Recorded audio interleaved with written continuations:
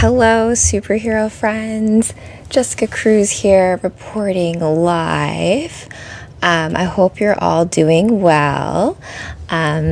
We had a major heat wave electrical outage on the Sunday, and I know it's oh my gosh. What day is it? We're getting into Wednesday already. Okay, let me put my gloves on and we're going to get started. We're going to actually continue on a particular comic book read. So I hope you guys are well. Hey, Heaven. Hey, baby. How are you doing? So I'm playing as Jessica Cruz tonight. I'm going to see if I'm going to show you guys my whole outfit before we get started. Aw, babe. Thank you. Thank you. We're in my little studio tonight on the other side, my little dressing room. How fun would it be, Heaven? Do you cosplay, by the way? It would be fun for us to do some collaborations for some model types, because I consider you a model type, in certain cosplays, because I know sometimes people aren't familiar with certain characters, but I'm a big nerd, so I can fill you in. I've never cosplayed. I would love for us to get together one day and I can do your makeup. It'd be fun, right? We can play together, have some like makeup fun, play with wigs. I miss my wigs. Oh, right? Because I think you're in New York, right? So I'm in Toronto. We could always do a little road trip, come visit, because my bestie used to live in New York. She used to dance for Alvin Ailey. So I visited New York way back. I got to see a lot of live shows there. I love New York. It's such a, I actually saw Step Up, the first movie with Channing Tatum, in Times Square. It was like legit. Okay, guys, so I'm going to show you guys my little outfit. I'm actually working on a dance. You guys remember Danity Kane with like Diddy? So they did a song called Damaged, so I'm doing a dance. I have a dance to that, but I'm going to show you guys Jessica Cruz. So I have a few dances I'm trying to put together, like music video things with some of the girls in cosplay, that kind of thing. So I'm gonna sit back down again. I've been getting you were in Niagara Falls, girl. Oh gosh, we need to have a meetup at some point. So I'm going to be back. I'm out in the prairies right now, in my hometown, because we've been going through some, I know I've told you guys a bit before, like I've been going through therapy and some mental health stuff, but I've been feeling a lot better, getting myself back to myself, right? Sometimes we lose ourselves in certain toxic relationships. I'm sure you've all been there, right? Where that's a great thing to talk about, actually, with why I put on Jessica tonight. So if you guys are not familiar, I am playing as Miss Jessica Cruz. Let me tell you guys all about her story first. Thank you, Heaven, and thank you again for all of your positive content, right? So anyone out there doing their thing, being exactly you, that is the courage that it takes to be that, right? What this world wants for you to do is just like fit in like a cog in a wheel, right? But you don't need to fit in to belong, right? So find your crew, find your people, find your soul fam, and they'll love you just the way you are, right? Even we need to check each other sometimes. So I love Jessica Cruz because she's like final girl material. So if you're not familiar with the final girl trope, I love horror movies. I don't know if you guys like. So actually, let's have a little hangout first. No girl time, because Jessica Cruz is kind of like a tomboy girl. But, you know, tomboy girls are girly girls too sometimes, you know? We still like makeup and all that stuff too, because I would consider myself a tomboy. Yeah, final girl, right? Cindy Prescott, Jamie Lee Curtis, right? The final girl. Typically a virgin. I don't know how true that is on all cases. But it's probably because, like, you know, remember Jason? Jason really didn't, I mean, like, I guess his camp counselors were busy getting it on, so that's why he got, you know, he drowned in the lake. I think that's what happened. So, but anyways, going back to final girl material, that is what I consider Jessica Cruz to be. So the way the story goes, I'm going to give you guys Cole's notes. Hi, Modi. I'm actually also, I have a big plan. So there's a Toys R Us really close by here. Oh, and oh my gosh. Let me let you guys in on my proposed travel plans coming up. So Heaven, just to, maybe we can coordinate something. I'm going to be back in Toronto. I'm trying to find a really nice Airbnb the last week of July. And hopefully, maybe if anyone's around, you can come by and we can like play, right? I hate saying like content creation, like collaborative content creation. I feel like that's been so played out. Like, I used to be really into fitness, right? Hey, Zono X, how are you? I have not read your fan fiction. I literally, today, myself and my hubby actually went for therapy together. I have like my own therapy I'm going to, but we also, me and my hubby go through, we're having couples therapy together.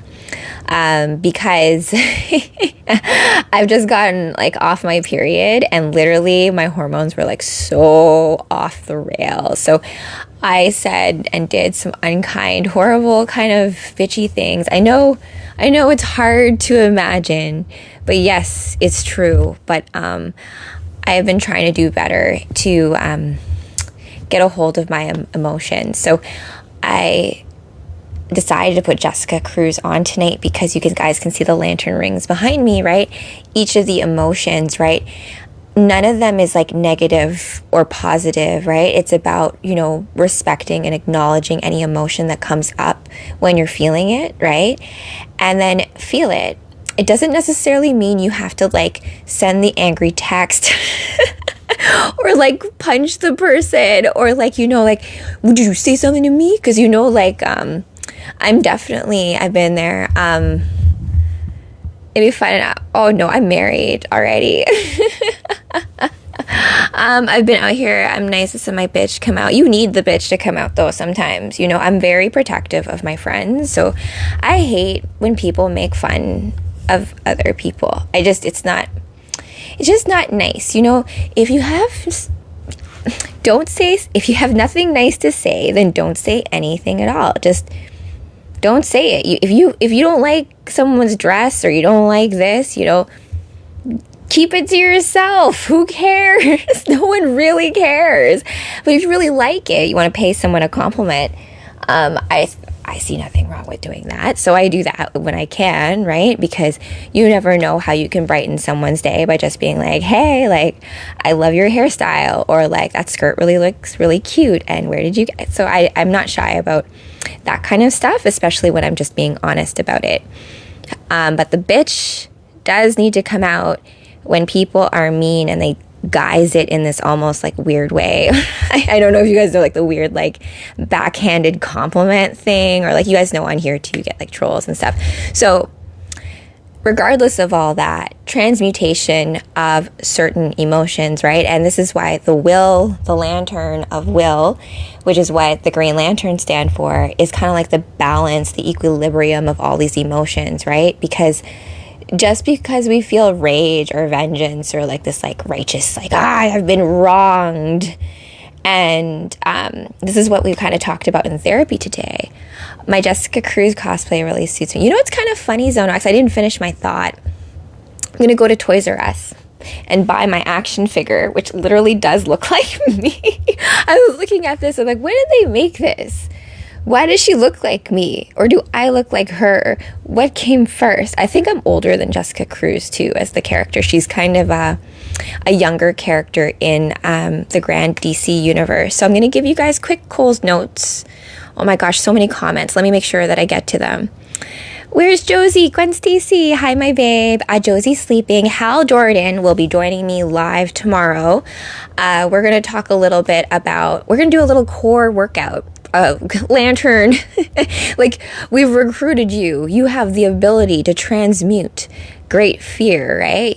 Or withstand great fear. So, you've been recruited to the Green Lantern Corps. Now you have to train. But don't worry, I'm a really fun trainer. I've joined your fan club. Oh, thanks, Esnes. And I did, oh my gosh, weeks for answers. I'll respond to you guys tonight. I was in therapy today, and I didn't realize, like, our therapist, it's supposed to be like an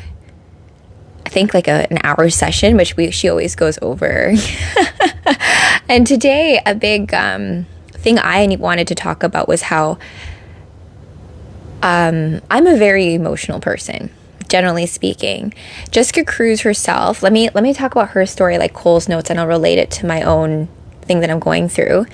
What do I think of the absolute Green Lantern look? I really do love it. So Zono X, the absolute series, in terms of the multiverse in DC, to those, because I haven't gotten into the absolute universe yet, and it's a lot more like heavy metal style, I feel like, you know, so if you guys know, like Tarna, and the heavy, I love Tarna. Oh my gosh, I should cosplay as Tarna soon. We need Tarna right now. And heavy metal is iconic, right? So I feel like absolute has that kind of look of like heavy metal to it. But where does the absolute universe fit in the you know, like there was the New 52 and like the reboot of it. Oh, Time to Oak 30. I will respond to you. I got your message. And so I am working on things of like my different cosplays that you can get high-res images. But I have realized when I was looking at a bit of my portfolio, I'm like, I need to update a lot of these images, and I need to find a photographer to do them for me. So I was talking to hubby about this. I know some of you guys can see my little camera in the background. That's so funny. Let's do it this way. Okay. Yeah, there we go. Where are we? Totally agreed. +1 keeps positive. Hal and Josie upstairs sleeping with Mr. Wolfie, Crypto. Let's see here. I just send everyone love regardless, and I ignore them. That is the best way to do it. Like, you know, if you're like be the mirror, right? If people want to throw negativity, they're just going to get negativity back. If they throw positivity, you're going to throw positivity back, which is why when it comes to like magics and stuff, I don't deal with things like hexes or curses or like any of the kind of like that kind of stuff. That being said, though, people can curse you though, and like evil eye you and do horrible like gossip, say untruths about you. So there are things you can kind of do on your own end to psychically protect yourself. I got your message at noon, Time Doke. Oh my goodness. Wait, hold on. All right, baby. Could be good. I feel like Jessica Cruz might be a little young for Batman. She's kind of like, I don't know, like in age. We should do a little bit like of a Green Lantern, like, quiz thing, I suppose. Can't wait for this show. Yeah. When is that coming out, you guys? The Lantern show on HBO. I heard that they're killing off Hal. Why? Come on, give me. I get that Jon Stewart maybe is the main guy in that. I just find Jon Stewart kind of boring as a character, but that's just my opinion. The green one, how do you think that would go? Weeks. Let's see here. Well, like, I mean, Time to Oak, I've been going through therapy. So actually, like, that's a great way to talk about Jessica, because I'm going through my own PTSD diagnosis, and Jessica Cruz herself has also got PTSD. And as I said, final girl, because she goes through this horrible ordeal where, you know, like in Goodfellas or like those mob boss movies where, like, you know, someone didn't pay up the cash, so they're like, oh, now we got to get rid of you and give you the cement shoes treatment kind of situation, right? So then Jessica and her friends are camping in the same place where these mob bosses are getting rid of a body. So they accidentally become witnesses to a crime. And unfortunately, they also are spotted as this is happening. So the mob bosses, of course, you can't have witnesses when you're doing nefarious ish like that, come after them, and they off the friends. They off her friends in front of her, and I don't remember how Jessica survives, but she does survive this. So, as you can imagine, like, I don't think it's like when I was in grade 8, Scream, the first Scream was like, I love that movie. I don't know, like, I love horror movies. If you guys like horror movies, please do drop in the chat what your favorite horror movie is. And I just wanted to give a quick shout out to Sam Neill, who passed away recently. And Sam Neill was in movies like Event Horizon. He's my Merlin. Jurassic Park, Mouth of Madness, which was filmed in Toronto. So like, rest in power, Sam Neill. I hope you get the happy ending that you deserve, my wizard friend, because I feel like when you play certain roles, you must have a little bit of a more idea of how this reality kind of works. I don't know if you guys have seen Mouth of Madness. How are you keeping your cortisol levels so low? You always look snatched. Oh, that's funny because I am going through like that time I'm going through my moon cycle right now, and typically I'm all like bloated and I feel gross. So thank you. You are going to get a response back. I got it back. I'm still working on how to do the spicy content, you guys, too, right? Because please bear in mind, I'm in between places right now, and I'm in my dad's place, and I'm still trying to get my actual studio in Toronto and my studio in Winnipeg set up, and I have a movie going on, and then I'm going to have this other arm of my production company, which is a bit more like spicy kind of stuff, because I always get restricted on TikTok anyways. So I mean, I don't really get it. Like, what's the big deal with like if you're comfortable to show a certain amount of skin, that's on you. And if it's an issue, anyways, that's like not here or there. Let's see. Where Brother Will, I haven't seen him. He's feeling really good, actually. I haven't just had him on the live because I've been trying to deal with my own emotional issues. Yeah, you can see me in the background. Hi, back in the back. And you can see all my drawings in the back too, actually. I've kind of put some of them up. Not the horse though, but you can kind of see like the dragon, and then this dragon, and then like my castle and such. And then I found out like a bunch of my Sailor Moon cards, so I was like been putting that up as well. But I've been trying to do a lot of like healing lately, just because I've been going through my own personal PTSD diagnosis, similar to Jessica Cruz. So there's some commonalities there between me and her, of course, for very different reasons, but trauma is trauma, right? And what we do in the face of trauma, I think when I think of comic books and stuff, they've given me some mental training wheels, or tools rather, to help deal when certain emotions come up.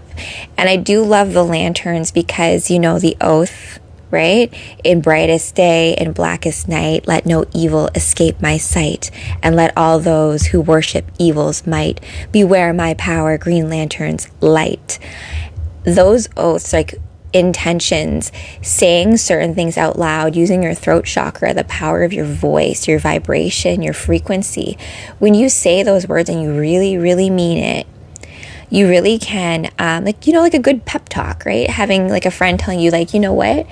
I see you doing the work, and I know you don't feel very good today, but trust me, like you inspire me every day, right? So compliments don't have to be just physical. It can just also be like, hey, I can see your strength of character.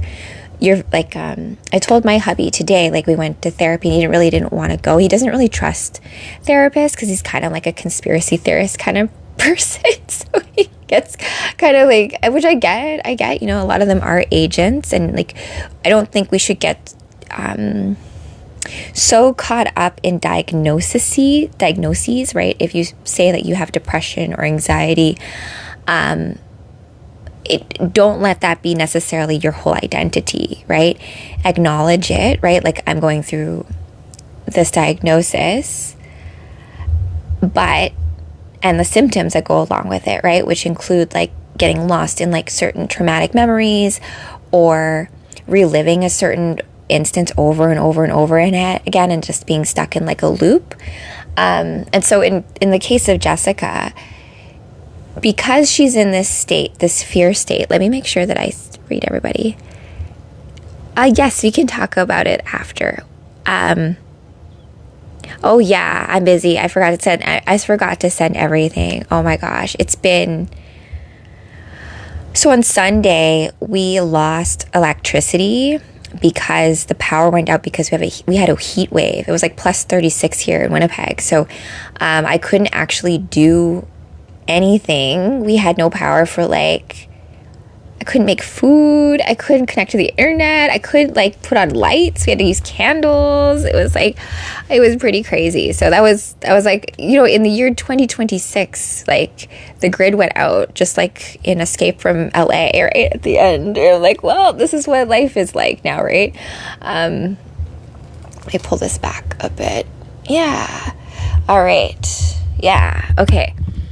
I just have my Discord up, actually, not too long, but let me finally get to what I wanted to read you guys tonight, because I actually wanted to read you guys a bit of the Legion of Superheroes, because it's funny, when I was Supergirl with you guys, I still am going through like a tough time emotionally. I'm going through a lot of old memories that I haven't parsed through in a long time, because, you know, my biggest thing when something bad is happening, I tend to just like dissociate, like, and then like it's almost like my automated response is kind of there, and then like real Rachel is like out in another dimension somewhere. So let's bring it back to Jessica Cruz. So Jessica Cruz ends up with PTSD as a result of being a witness to her besties being brutally murdered by mob people because they were the witnesses to them disposing of a body, right? Oh, thanks, Death by... oh my gosh, yes. Let's see here. They don't want your hubby on the show. Yeah, the Mafia. Yeah, the Mafia, right? Rare to... thank you so much. I do love her as a character. Because the biggest thing I feel with the Green Lanterns is it's the ability to face great fear. And it's not about not being afraid, right? I grew up really, really shy. I still am pretty shy on a lot of levels. But I love being on stage, right? But I would always, before I would step out on stage, get terrible, terrible stage fright. And I told this to my hubby the other day, like back when I used to compete in fitness, and you would step in front of a stage in like a tiny bikini, and you're like stripper heels, and like, and the big crowd is there. It's crazy because it's almost like this moment when you step into the spotlight and you really can't see the crowd, right? So all you can see is like this big bright light in your face, and you're just on stage, and it feels like home. So it all goes quiet. So all the fear, all of the stuff, it kind of just goes away, and then I just can enjoy stepping into performing, right? And it's there's nothing like it in the entire world. I wish it for everybody, actually. I hope everyone, and whatever way that means, right? Showing up on stage, being ready for the spotlight, for when your time comes, your solo is like, they're all looking at you. It's your moment. What are you going to do? Right? It was a gained moment. Let's see here. I love horror movies. It's Friday the 13th. You guys, thank you. I appreciate all the compliments on my cosplay. This is so different cosplayers. Cosplay is totally costumed play, right? It's totally art. Some cosplayers, like the more intense ones, like the Eva foam, the weapons, the shields, like the stuff people can make, like, wow. So my vertical with cosplay is mainly makeup. Makeup, you can do a lot of stuff with makeup. So face painting, yes, but you can like take that to another level, and I'm a big drawer, right? So literally being able to draw something into life. And I feel like with a lot of girls, maybe instead of getting plastic surgery, try like playing with some makeup with your girlfriends first, because sometimes it's nice to like maybe just love your own face instead of like, you know, the amount of like both Botox. Jeffrey Lane, In the Mouth of Madness was crazy work. Actually, let's talk about that book in just a second. Never mess with Mafia. They're a very naughty mama. You're Gwen Stacy, the way like I love how you put that. Yeah, that's such a sweet way to put it, girl. I love it. Like, never mess with the Mafia. They're very naughty, mommy. I'm like, I know. I have a funny story about Winnipeg and the HA and the gangs here, and like the weird like subculture that exists underneath. That kind of check each other. but that's like a whole other thing. I heard I saw the Mouth of Madness in the movie theater. Jeffrey Lane, how trippy is that? So are you aware that Mouth of Madness is like the, I guess the conclusion of the End of the World trilogy by John Carpenter? And I love John Carpenter. He's like, oh, I love John Carpenter. Like, even like he makes music and stuff, right? That whole synthy kind of vibe in all his movies. I had an idea. Imagine the symbiote and a person wielding a lantern ring. The results. Craziness. That would be a cool storyline. Maybe you should write it, ZonoX. What would happen? Because in Doomsday Clock, I need to take that book out again or buy it, perhaps, because I love it so much, but I just keep taking it out from the library.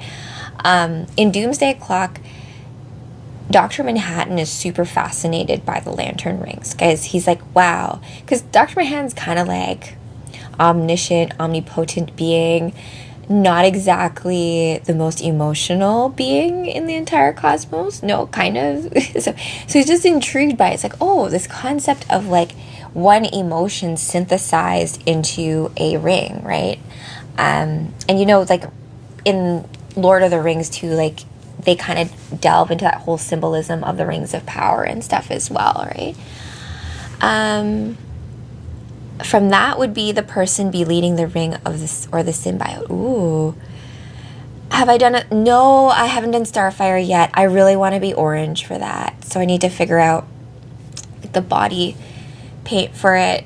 And I already get into so much ish for some of my cosplays. I feel like Starfire would have to be like a members only kind of cosplay. Superman is the best. He's your favorite? Aw, yeah. You know, Alan Moore, one of my favorite comic book authors, it's been known that he's got a soft spot for Superman. So who doesn't love Superman? In Superman, we trust. Aw, thank you, Andrew. You might get Jessica and HBO's Max's Lanterns. You think so, Jeffrey? I hope so. Like, I feel like the issue with some of these shows, right? Like, to many of us who, like, know all the lantern, like, we're all nerdy. We already know all the backstories and stuff. It's like when they try to release these shows, they're trying to do a balancing act. Haha, like the Lantern's balancing. You're balancing against, like, really comic book nerds who love lanterns since like their inception, right? And they've come from like this, they're old school. They're like some of the oldest comic book heroes in the grand scheme of things, right? So people like know all this stuff, and then others who are just new to it, right? So like and you don't want to necessarily rehash stuff that's already been done, because I'm not necessarily the type of person who needs any live action to be like beat for beat exactly like the comic book, because each medium is different, so how you're going to tell that story is going to be different. I don't trust therapists either. ZonoX, I think you and my hubby would be great friends if you met. In the Matrix, right? I think in the latest Matrix, the therapists were literally agents. Right? And even you think of like agents in Hollywood, the agents. And so, but I do trust these therapists, because we went to like a community clinic, downtown clinic with a K, in Winnipeg. And I used to volunteer for like the sexual crisis hotline stuff for girls when I was in my 20s or early 20s, when I was studying psychology and English, right? So I volunteered there on Tuesdays for like the crisis clinic, and I did things with like STD tests and like AIDS tests, and like talked to a lot of girls who are in bad relationships, and girls who are like worked in the, in the industries, the sex industries and stuff. And so I learned to have a lot of compassion for situations, right? Like anyone, a lot of us, like, we don't realize how close we are to just being like that person on the street who like no one really cares about, that society like lets slip through the cracks. And I don't think we also realize that when you look someone in the eyes and you really acknowledge them and just go like, hey, like, I hear you, I see you, I know, like you deserve to be alive, right? For whatever reason, you are alive right now. And no matter how messed up it is, it's got to be for some reason, right? So to find that in the darkness can be tough. But clinic where this community clinic, it's one of the only places that I would trust it. And they offer free drop-in counseling once a month to people, and then once couple. So I'm on wait lists for certain actually more intensive therapy because, yeah, break down the word therapist. It's tough too, right? Because I took psychology, and I had this big goal in my head to be a child psychologist. Because I had such an abusive childhood that I wanted to be in a position to have children realize that, like, children are not stupid. Because children are the smartest people in the world. I feel like if you got a bunch of 7-year-olds together, or got us together before we got all corrupted by life, we got us all together and like talked about the world's problems, we'd probably be able to solve it through a few discussions, and then like the implementation of it might take a little while, but like I'm pretty sure we could get to the core of, like, you know, solving a lot of things, honestly, because I do really feel that people are good at heart. We get just put in these really, really awful situations, and, you know, like that's what horror movies show us, that we have the capacity, yes, to do horrendous things to each other. But if that's true, the opposite is also true, right? The ability for incredible bravery and courage in the face of that, right? Yes, I agree with you, and Stacey. Some of them are not very nice, and I think it's important to distinguish between psychologists and psychiatrists. Their training is very different, and psychiatrists are able to prescribe medication like SSRIs.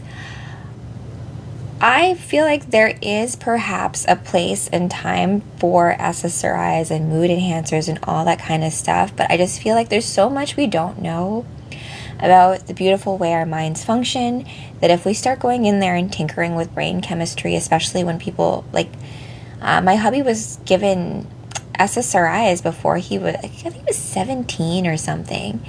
And we were talking about how, like, even though he was on it for a short time, that if you're on SSRIs for any times, if, like, let's say you don't need it, like you're misdiagnosed, like perhaps you're altering your brain chemistry or tinkering with things. We don't know, like, the long-term effects of it. That's all. So I've been a lot of rain. It's been sweltering hot here. So, I mean, it was raining, but now it's actually really hot and very humid here in the prairies, which is not common. It's usually like a dry heat. Legion of Superheroes, I read them. Yeah. Okay, we're going to keep going with Legion. We're going to continue that. My Green Lantern ring is currently in Toronto. I told you guys today, like, not today, but yesterday. So basically, my father-in-law, I feel like he had a little bit of a psychotic break over, I don't know, something. April 20th is when this all happened. And I feel like at this time, too, I feel like, I don't know if you guys have read Final Crisis, where Darkseid basically finds out the anti-life equation. He pumps it through all of, like, the media and stuff. I do think, like, where do ideas come from, right? So if people start to get these ideas in their head of, like, getting anxiety, getting anxious, feeling, what is the point of living? I can't pay all these bills. I'm getting behind on this stuff. Like, all of it. So can very much, like, put you into, like, this space of, like, being very anxious. And when push comes to shove, perhaps people snap, right? And they end up in a situation where they, like, not in touch with reality anymore.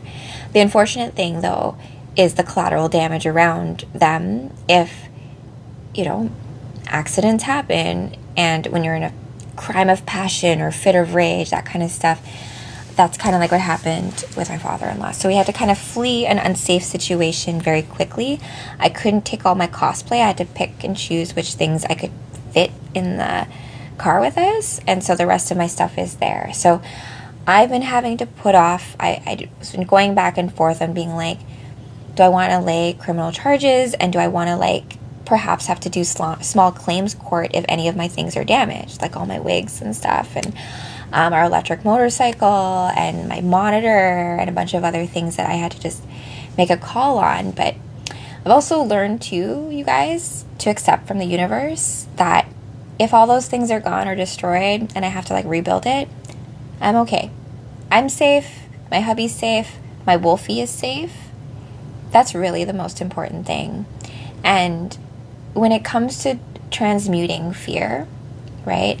You know, like in Dune, I must not fear. Fear is the mind killer. Fear is the little death that brings total obliteration.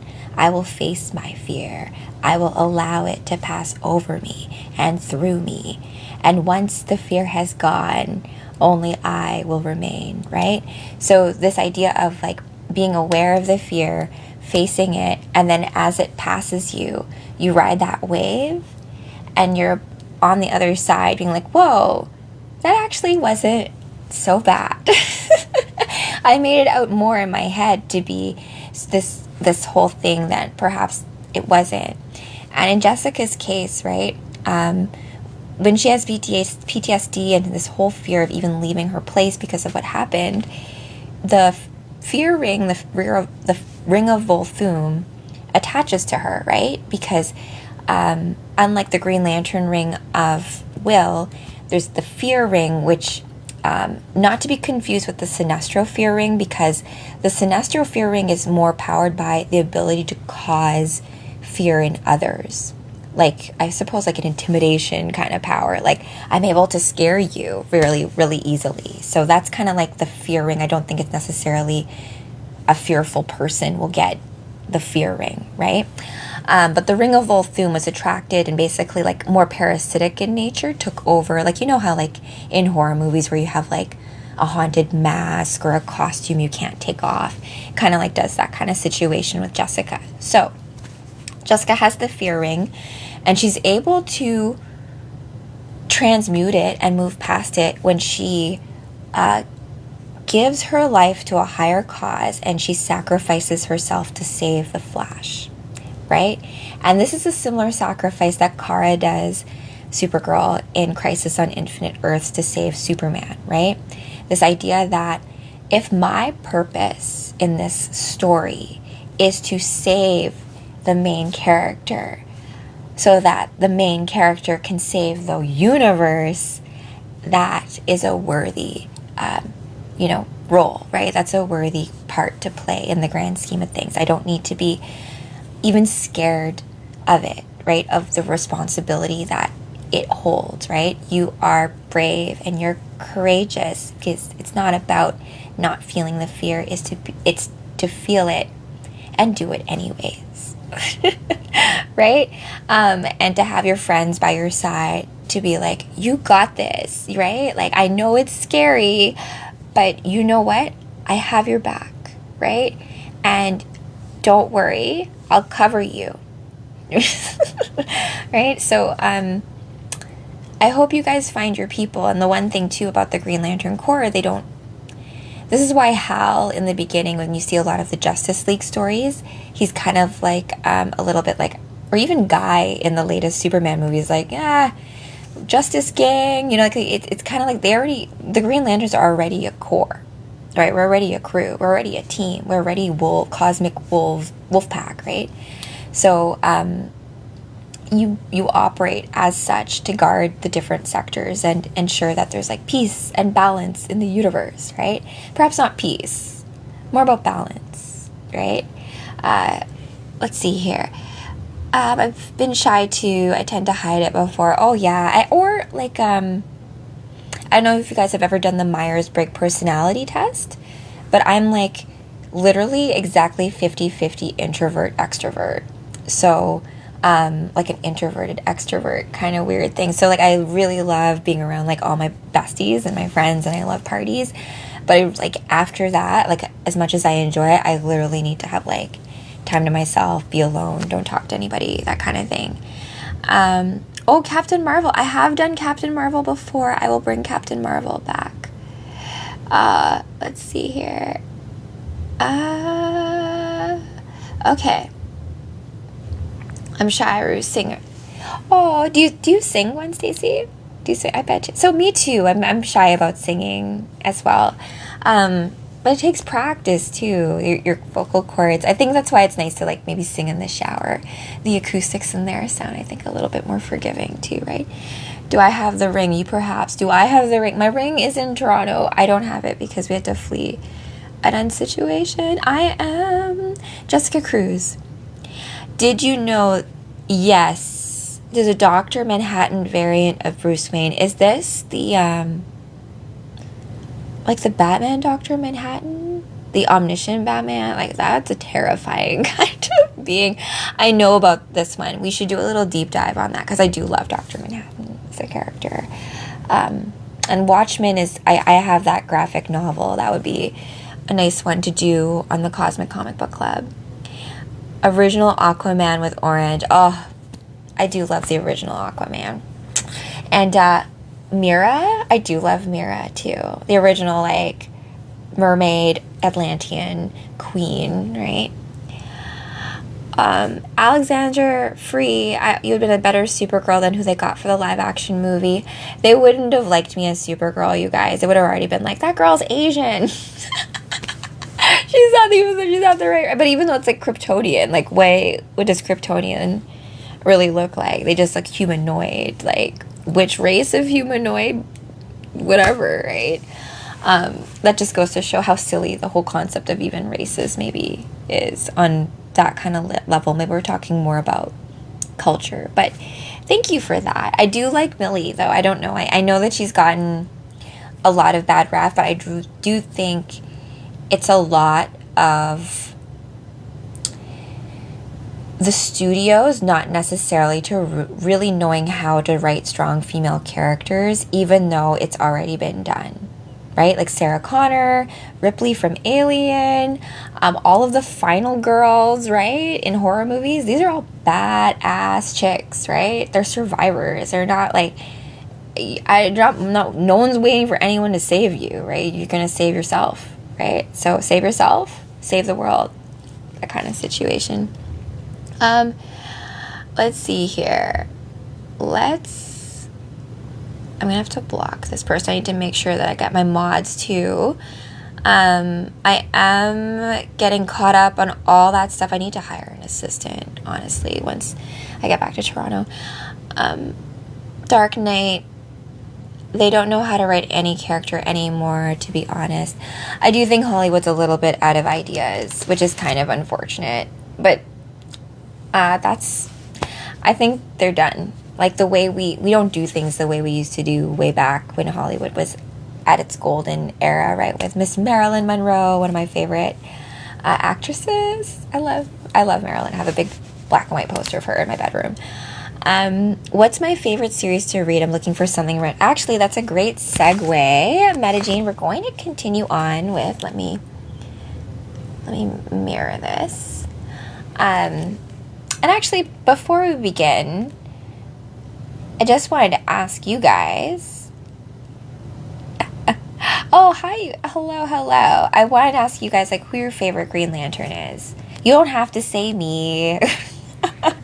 But if it's me, yes. But my favorite Green Lantern is Hal Jordan. Yeah, me too, you guys. Jon Stewart. I like Jon Stewart, too. Kyle Rayner is another great Green Lantern as well. He's an illustrator. It's like a nice little meta wink about the power of imagination and illustrators to literally bring superheroes to life. Guy Gardner, that's a good one. I love Guy too. I have a few girlfriends who love Guy. And Guy actually reminds me of like Han Solo. Like, if Han Solo was a Green Lantern, I feel like he'd be like very Guy Gardner, that kind of like rogue, he plays for the good guys, but like let Guy to do all like kind of like the dirty work that no one really wants to do. King Jack is pretty cool, yes. Jade, I like Jade a lot. Abin Sur, I actually read a cool story by Alan Moore with him and the prophecy of Hal Jordan, right? Where he tells Abin Sur, like, when you die, your successor, Hal Jordan, will become the greatest, most legendary Green Lantern, and he will I guess, like, supersede the memory of your death or something. He's like, and they're like, doesn't that make you mad? And he's like, why would that make me mad? Right?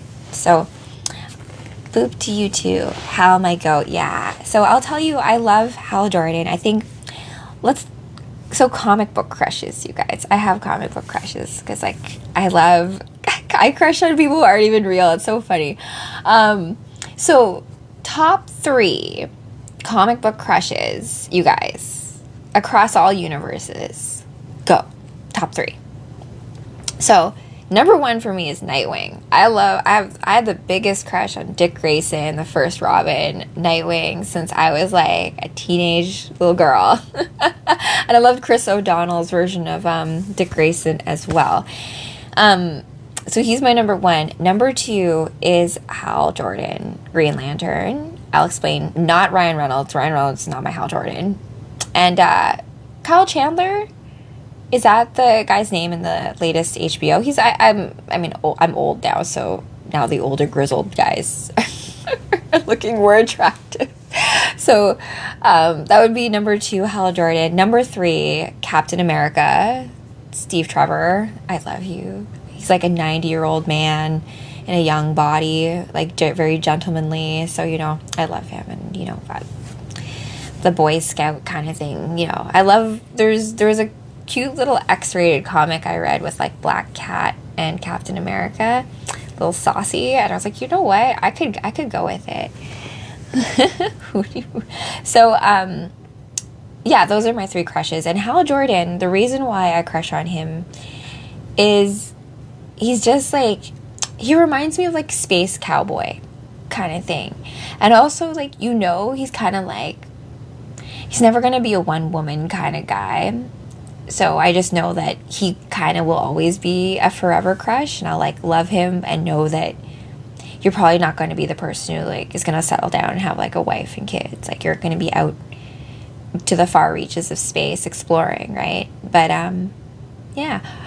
Harley Quinn, yeah. Harley, it's funny, right? So, like, I miss playing as Batgirl. I don't have my red-headed wig with me, so I haven't been able to play as Babs in a while. But Harley Quinn, Jinx, and Spider-Gwen. Great choice with Jinx. I love Jinx. Oh, I have a girlfriend of mine who does an amazing Jinx cosplay. Literally looks like her. Maybe. Right? Oh, so fun. I can't recall her name. The actress. Hold on, a clip. Oh my gosh. I know who you're talking. I love her. She's so gorgeous. Barbie? Oh my gosh. What is her name? I love her. Randy Orton. Randy, or I don't know who that is. Oh my gosh, who you guys know who she is. She's in Wolf of Wall Street, right? She's beautiful. Why don't we remember her name? Margot. Yeah, there we go. Margot Robbie. Yes, thank you, you guys. Literally, that woman could make anything look good. She's perfect for Harley. She's absolutely gorgeous and perfect for Harley. Yeah, Margot Robbie. I loved her in Wolf of Wall Street. She's such a fun character. Yeah. Cyborg from DC versus Silvermane from Marvel. I'm not as familiar with Silvermane. A lot of my Marvel cosplays are not with me. I might have to get a new X suit or something to kind of deal with it, because I need to be Jean Grey very soon. Let's see here. I'm glad you guys love her too. Great, Harley. Hugs to you. She did play Harley twice in 2 different groups. So, Birds of Prey, kind of funny, the live action where they did Harley Quinn and the Birds of Prey. I was kind of slightly offended by it, because the Birds of Prey are actually Dinah Lance, Black Canary, and Batgirl's creation. Harley Quinn, Catwoman, and Poison Ivy are the Sirens.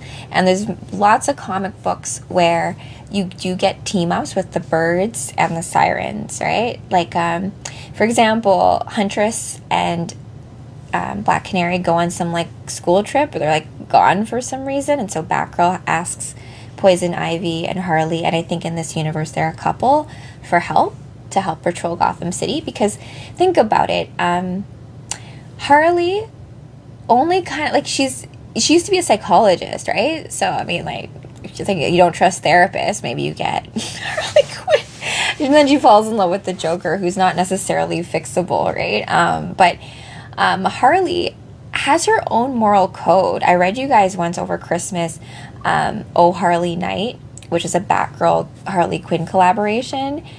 And Harley basically, like, she steals a bunch of gifts from, like, rich people or something like that. So he kind of, like, she has her own moral code with how she deals with what she conceives as bad guys.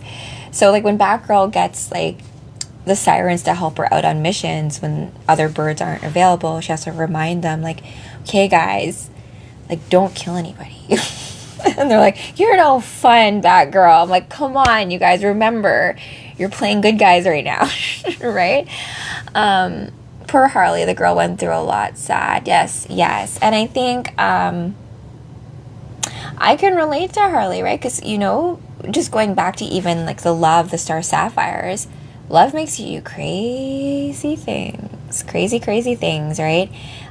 There's some crazy things I think that Carol Ferris ends up doing to, I think, a girl that she's jealous of. Like, I think she, like, murders a Green Lantern or something like that. And it's one of those, like, crimes of passion situation where, like, because you're jealous, so you're gonna go after, like, your ex-lover's new lover, and that kind of whole situation can kind of happen, or, like, love triangles and all that whole mess, right? And 60s Batgirl was so lovely. I loved her so much. Yvonne Craig. And she was a ballerina, right? So I've watched a lot of interviews with her, because when she was hired to do that 60s show, she had no idea about Batgirl, right? And fun fact, she herself used to actually drive a Yamaha motorcycle. So her driving the Yamaha motorcycle became the Bat Cycle for her, and that retrofit into the comic books where they made Batgirl drive a motorcycle. So how cool is that? And I think Harley Quinn is another character who I think came from the animated series and came into comic book. So it doesn't always go from just comic book out to the other mediums, right? Sometimes, you know, those mediums can come back and influence that initial art piece, right? Like, for example, like, my favorite character in all of Star Wars is Obi-Wan Kenobi. And so Ewan McGregor's Obi-Wan Kenobi, the way I always picture it is like that. Even in Clone Wars, right? He kind of looks like Ewan McGregor, but just, like, animated, right? Even Ahsoka, like, you know, it's just like, so they kind of fuel each other, and that's the beautiful Ouroboros, I think, of how our imagination is fueled by each other, and kind of how silly copyright really is in the grand scheme of things, I think. She accidentally became popular from the show. I think that's also because of her voice actress, right? Oh my gosh, she's a good one. You guys know her name. She's good. You guys all know, like, the voice actors make a huge difference in all the animated shows, right? And you're going to have your favorite voices for who it is. And I think it's funny because, like, Nathan Fillion, who plays Guy Gardner in the latest live action of Superman, he actually has voiced Hal Jordan in the animated stuff before. So that's kind of funny too. He's also in Halo ODST, so it's fun as well. Tara Strong, thank you, Zona X. I love Tara Strong. She's iconic. Live action Wonder Woman from the 70s TV series, she was so beautiful. Yes, Gwen Stacy. And did you know, I will find that for you guys tomorrow on the Day Show. There's a collaboration where it's so funny. Batgirl is, like, you know, she's, like, chained up, which is kind of like, it's all like the scene for some other spicy content to go on, but she's all hot and chained up. And Wonder Woman comes in to save her. But Wonder Woman, when she comes in to save Batgirl, she's, like, busy doing all these, like, acrobatic tricks and, like, twirling and flipping around. And so by the time she's done, the bad guy, like, shoots some sort of, like, gas at her. And then she, like, falls asleep. And then she's then also chained up with Batgirl. So I'm just like, okay, well, nice try. I suppose. But Wonder Woman maybe weren't, like, you know, showing off you know, like just like Magic Girls and Sailor Moon, where you're like, I didn't announce my whole attack for like 5 minutes before I actually do it. Like, wouldn't the bad guy at this time have the opportunity to just move? But I guess that's the way time-space works, right? And Blazer, thank you for the heart me. Oh, I lied. No, today was therapy day. I had to go to therapy today. It was like emergency because of my hormones, because my moon cycle, and I was having a really, really hard time. I was literally seeing red. It was bad. It was bad. I needed my help, my girl. So, but tomorrow I did cut up all the rhubarb for my granny's rhubarb pie. TBD, because she told me to call me on her cell phone, so maybe we can like phone a friend when I do the rhubarb pie thing tomorrow. And I was also looking up how to do the pie topping, because I'm not making the crust from scratch. I'm using, full disclosure, I'm using a store-bought pie crust, and I'm going to do the filling with my granny's recipe. Don't forget Charlie's Angels. They're beautiful women too. I love the Charlie's Angels. Do you mean the I think there's a few versions of the Charlie's Angels now, but Farrah Fawcett, babe, and Jacqueline, the old original version, but also too like Lucy Liu. I loved Lucy Liu, and you know, Cameron Diaz and Drew Barrymore. Those three, like, and that Independent Women song by Destiny's Child, like that. All the women are independent, that kind of thing. What arcane character would be great lanterns? Ooh, I'm not as familiar with all the arcane characters. I only watched the movie. I'm not League of Legends. I had never really gotten into. What do you think, Dark Knight? I feel like Jinx would make, like, her hair would match the blue lanterns, obviously, but she'd probably be a cool yellow lantern. But maybe that would kind of work with the whole outfit. Yeah, Pokey. And you know what? It's also because of people like you and people who have, I feel like, in my household and in my world, mental health still has such a stigma to it, right? This whole idea of like, oh, just get over it, or it wasn't so bad, or minimizing certain things that go on in your head. But Pokey, you've always been very honest about like, hey, my diagnosis is bipolar, or like, hey, feeling I have anxiety or I have depression, and I've always had such a hard time just being like, hey, I need help. And so I think I have always been very fearful of that, because there's nothing more horrible than being afraid to ask for help and then to finally do it and then to be rejected, right? Or there's like a trick on it, or there's conditions to certain things. But yeah, we went to couples therapy today at clinic, and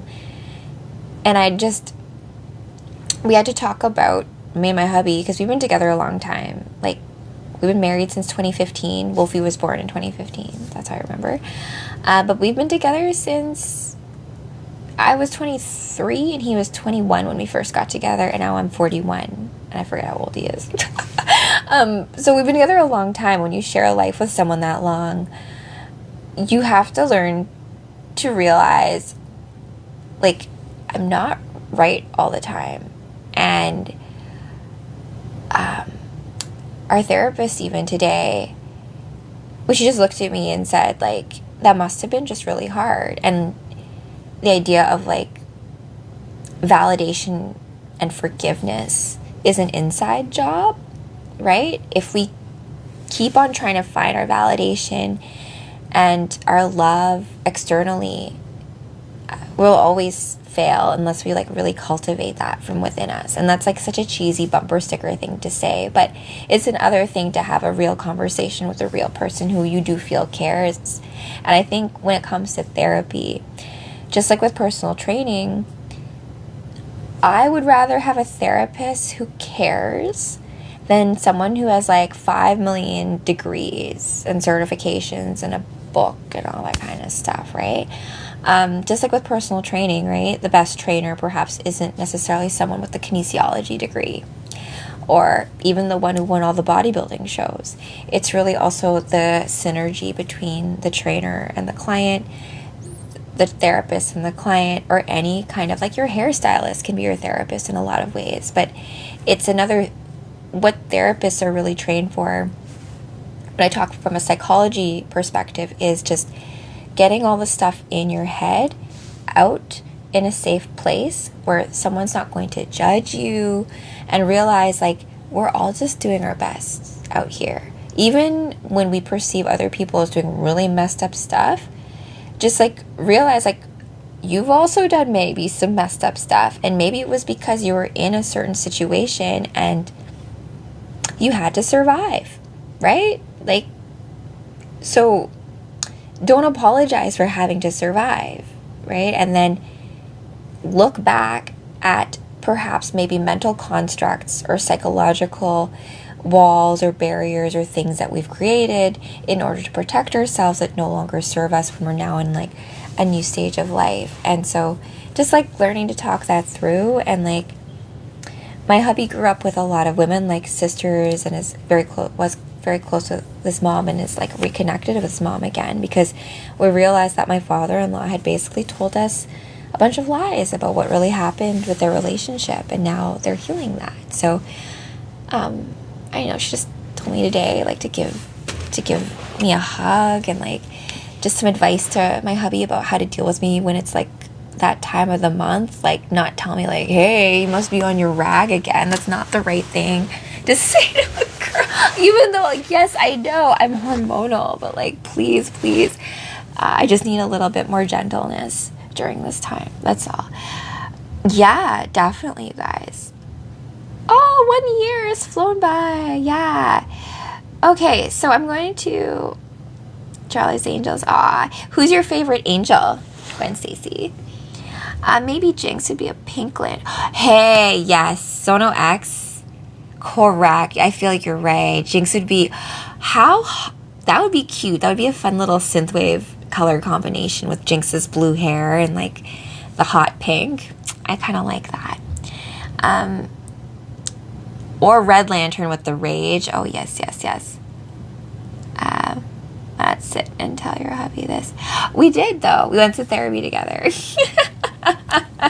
So we sat, like, that's what I'm telling you guys. So, like, in the moment when you're fighting, and then taking the space out of it, and then having, like, a good therapist there to kind of, like, lead, like, you talk, and then you talk, and then both of you guys can kind of, like, be like, okay, so there was just a miscommunication, and when things get too heated, maybe we just need a break because we're not really seeing anything clearly, and then we can come back together. So just different strategies, because, like, you know, like, just like with friends, you're gonna fight. That's just what happens. You're not going to agree all the time. You're not always gonna have the same everything all the time. Like, that's the beauty of us being our individual selves, right? We get to, like, learn from each other. Oh, my family must be gorgeous. Thank you, Sean Alexander. I think so. I think they are. I think they're beautiful. But beauty is in the eye of the beholder, right? So I think as I've just become more comfortable with just myself and realizing that, like, I'm not going to be, like, what does Marilyn say? You can be the juiciest, ripest, most delicious peach in the world, but there are going to be people who just don't like peaches, and that's okay, right? So you don't need to go out of your way to, like, destroy all the peaches. So that kind of thing. Silco, yeah, yellow for fear. Why do you need a random person to help? Just curious. There wouldn't be a random person. I wouldn't just go out and get any therapist. I don't really trust medical system, generally speaking. I've had some really odd interactions with it. However, I do think, you know, when you're trying to speak, like, when you're trying to talk about things like love or trust or empathy, hate, these are really, like, not concrete things, right? They're all the je ne sais quoi things, all of the juju, all the underneath, and we just use words, small mouth noises to kind of, like, get across what we mean. But oftentimes, especially between women and men, we're not speaking the same language. Like, I have learned to humble myself to realize that oftentimes when I'm getting like, especially during that time of the month, and let's say hubby's doing something and it like annoys me, I'll have this way of looking at it being like, oh, well, it must be on purpose, right? He's doing this to purposely annoy me. But then, yeah, so it's just this interesting thing of like just to help me go through like my mind process, because as a very emotional person in the moment, I don't want to destroy a relationship, self-harm myself, make a decision that's permanent for a feeling that's perhaps fleeting, right? And then learning how to use your own inner talk, your inner dialogue, to de-escalate your emotions when you're getting to a certain point. So that's all it is. It's not about, and you know what? It's not for everybody. I'm not going to say everyone needs therapy or everyone needs this or everyone needs that. You got to do you, right? And I spent 41 years not looking at any of it. But I've had a lot of latent memories come up when I was writing my book, right? So a lot of old childhood abuse stuff that I put in this compartment over here just to kind of survive the moment. But when I'm reopening up these boxes of memories, there's all this other stuff that comes out even with the good stuff, right? So, see here. Clip 410, wow, you're very triggered by the therapy thing. How interesting. Let's see here. Oh, yeah. I do discuss with him. I don't have much of that, to be honest. I have been through it. Chat. I do everything myself. Sisters. Oh, yeah, I have a little sister. Yeah, she's out in Vancouver. Thank you so much, guys. Okay. Things would be boring. So let me jump. Yeah, recent events have caused more internal friction. I do think, like, it's not fair to use all the relationships in your life to lay all your problems on everybody either, right? And oftentimes with yourself, sometimes you just need a little support system. And yes, they're paid to be there, right? But in this case, this one was free because, as I told you guys, like, I used to work for sexual crisis, health, hotline, suicide, kids help phone, that kind of thing. But I got very disillusioned in the system when I was working in it because I saw the limitation of it. Now, let's get into the actual readings. I really wanted to get some leeway in Superboy's Legion because, speaking of pep talks, right, and being in a situation where, let's say you're in like a low frequency and you're like, I'm in a fear vibration, what do I do? Or I'm in like this intense thing, what do I do, right? Paid to talk to really care. I don't know, Eclipse, like, I think that's up to you. If you feel that way, you're totally validated in feeling that way, and no one's telling you have to do anything, right? And I think it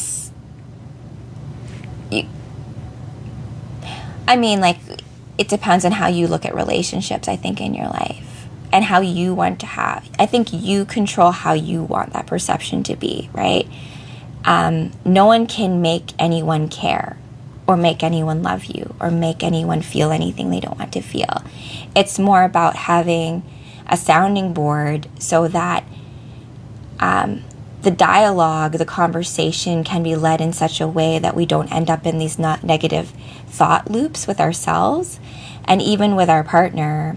We're all like emotionally bonded. Like, this is someone that you like, I see in a way that, like, I love you, right? I'm you know, if you're trying to make certain decisions on a big scale where, you know, they're huge business decisions and you're actually in business with your partner, there's this like level of where you balance all that stuff out, and it's typically helpful to have a third party. And I'd rather have someone like who's trained in this kind of stuff, because I'm also trained in it and I also have a history with this particular clinic. So I chose very carefully who I would let in to get some support as someone who doesn't necessarily trust the system and all that kind of stuff. Yeah, the good shall prevail. And I mean, like, you guys, I'm not trying to tell you guys to do anything, right? These ladies, they're definitely not getting paid lots of money at clinic. I know they're a community health center that's like funded by the government, and we were dealing with a lot of, I mean, I still volunteer there, right? And so when girls would go through, let's say, an essay or something would happen, I would get called and I'd come down to be like a chaperone for if the doctor was male, right? Because if you have situations like that, you need to have a chaperone. So let's go into it. Yeah, that's true. But at Clip 420, I feel like you remind me of my friend Arthi. She's a really high sensitive, and she really doesn't trust the system at all, which is kind of funny because we both work together at the hospital. But do you guys remember the show Sense8 with the Wachowski sisters / brothers did The Matrix. They did Sense8 where 8 people shared a consciousness kind of thing. In that, therapists and you couldn't kind of trust them because it's almost like they were looking for the gifted clairvoyant ones to kind of scoop up, right? And test on them and stuff. So there is definitely especially those of us who are superhero guys, I do get the apprehension to it, right? So but that being said, your path is your path, right? So whatever tools you want to use in order to help you on your superhero journey, that is totally up to you. Hey Pikachu, hey Fred, has been a little while. And Aranic Tattoos, thank you. Oh, much love. So let's begin the read, you guys. The story so far, let me see if you guys are not Brown Girl Rachel's my favorite too, but the hardest person for me to play is typically myself, which is why I do cosplay a lot. These girls provide me a lot of armor to my psychic self so I can tell you guys stories. So thank you, you guys. So Jessica Cruz, I like to think of her as your bestie, and this is kind of what I was when I was growing up here in Winnipeg. All my guy friends, I'd be if you need me at 3 a.m. and you're trapped somewhere, call me. I'll come get you, right? I shared a Philippine video on TikTok. It's funny because I went to a little Philippine gathering last Saturday. It's fun. I got to line dance again. It was great. And Fortnite D's, yeah. Songwoo is a good guy. Okay, let's see. Let me see if I can give you guys a quick synopsis before we continue onward. Where are we? Superboy was sulking. Okay. So, on the last episode of the Cosmic Comic Book, are we getting a room tour? So, yeah, well, my new room tour, my new studio. I did paint the back of my other wall. You saw last night my dark sky blue, and I'm going to be painting the constellation on the back so we can do some cosmic tales of the constellations soon. But I found out the paint that I got doesn't show up, so I need to get something more opaque. I think a white paint so I can put the glitter on top of it as well, or maybe I'll get star stickers, maybe some UV. We'll see. So the story so far. The Legion of Superheroes are a group of teenagers from the 31st century with superpowers, and Eclipse 420. But what happens when that changes all the times and you're hormonal and you hate one thing one day and when you love one thing another, and it's not logical because who can understand women, right? And even more when men think that they know women. So it's been a lot of fun for that kind of thing. You can put a clear layer or light on it. Yeah, I need to have because the glitter, although it's a pretty silver paint, didn't show up. So I got to find a way. And then I also have to like be brave so I don't mess up when I draw the stars, right? And men go through cycles too. That is true, Pokey. That is true. I think it's important for us to honor our cycles and to maybe map out, right, when you feel like you have the most energy, when you feel like you can like tackle the world and all that kind of stuff. Oh, yes. We're all just figuring it out. Like, K-pop Demon Hunters, honestly, I know it's like a kid's movie, but I love it. And I relate to Ruby a lot. And that ending song where, like, this is what it sounds like without the lies, right? And just to trust that, like, if we're all doing the work, then no one's out here on our own, right? All that kind of thing. All right. Me and hubby, when we actually had the space to do things, we would do deep psychedelic journeys together, taking like 5 grams of mushrooms each and like connect that way. So we have telepathy.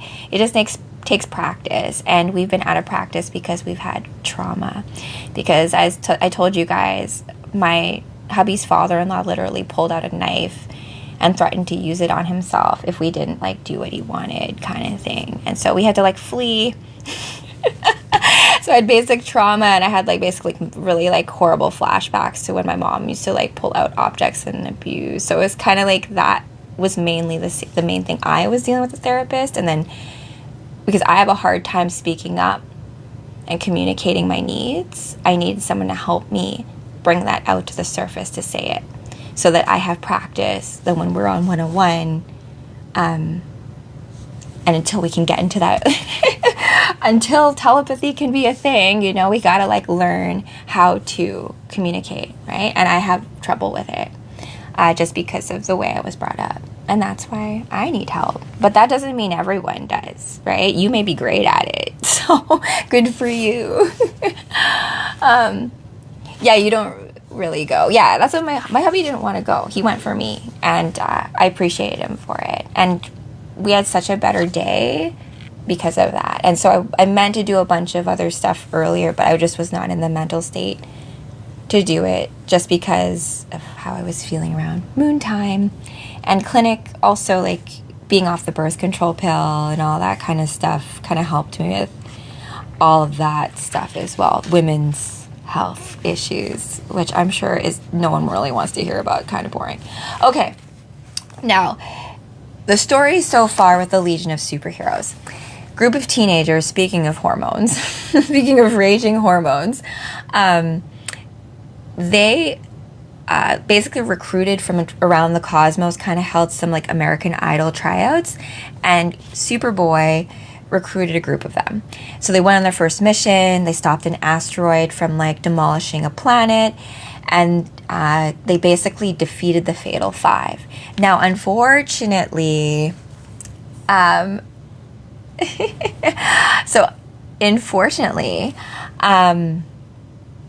was I going with this? Oh yeah. So the Fatal Five, they were really there to steal Brainiac 5. And Holly, okay, thank you for the rose. So Brainiac 5 is the one Brainiac in all of the multiverse who's a good Brainiac, right? So if you're not familiar with Brainiac, he's like an organic computer. And if you've watched the show Krypton or many other stories, he likes to go around collecting worlds. So his big MO is knowledge, and like likes to calculate percentages of things and that kind of stuff. Yeah, I also read you guys Whatever Happened to the Man of Tomorrow, where like Brainiac takes over Lex Luthor's head or brain and like uses him as like a puppet, which is kind of ironic in a weird kind of way. I don't know what you're talking about, but well, perhaps I'm speaking to your subconscious and like the latent superhero waiting to wake up. Okay.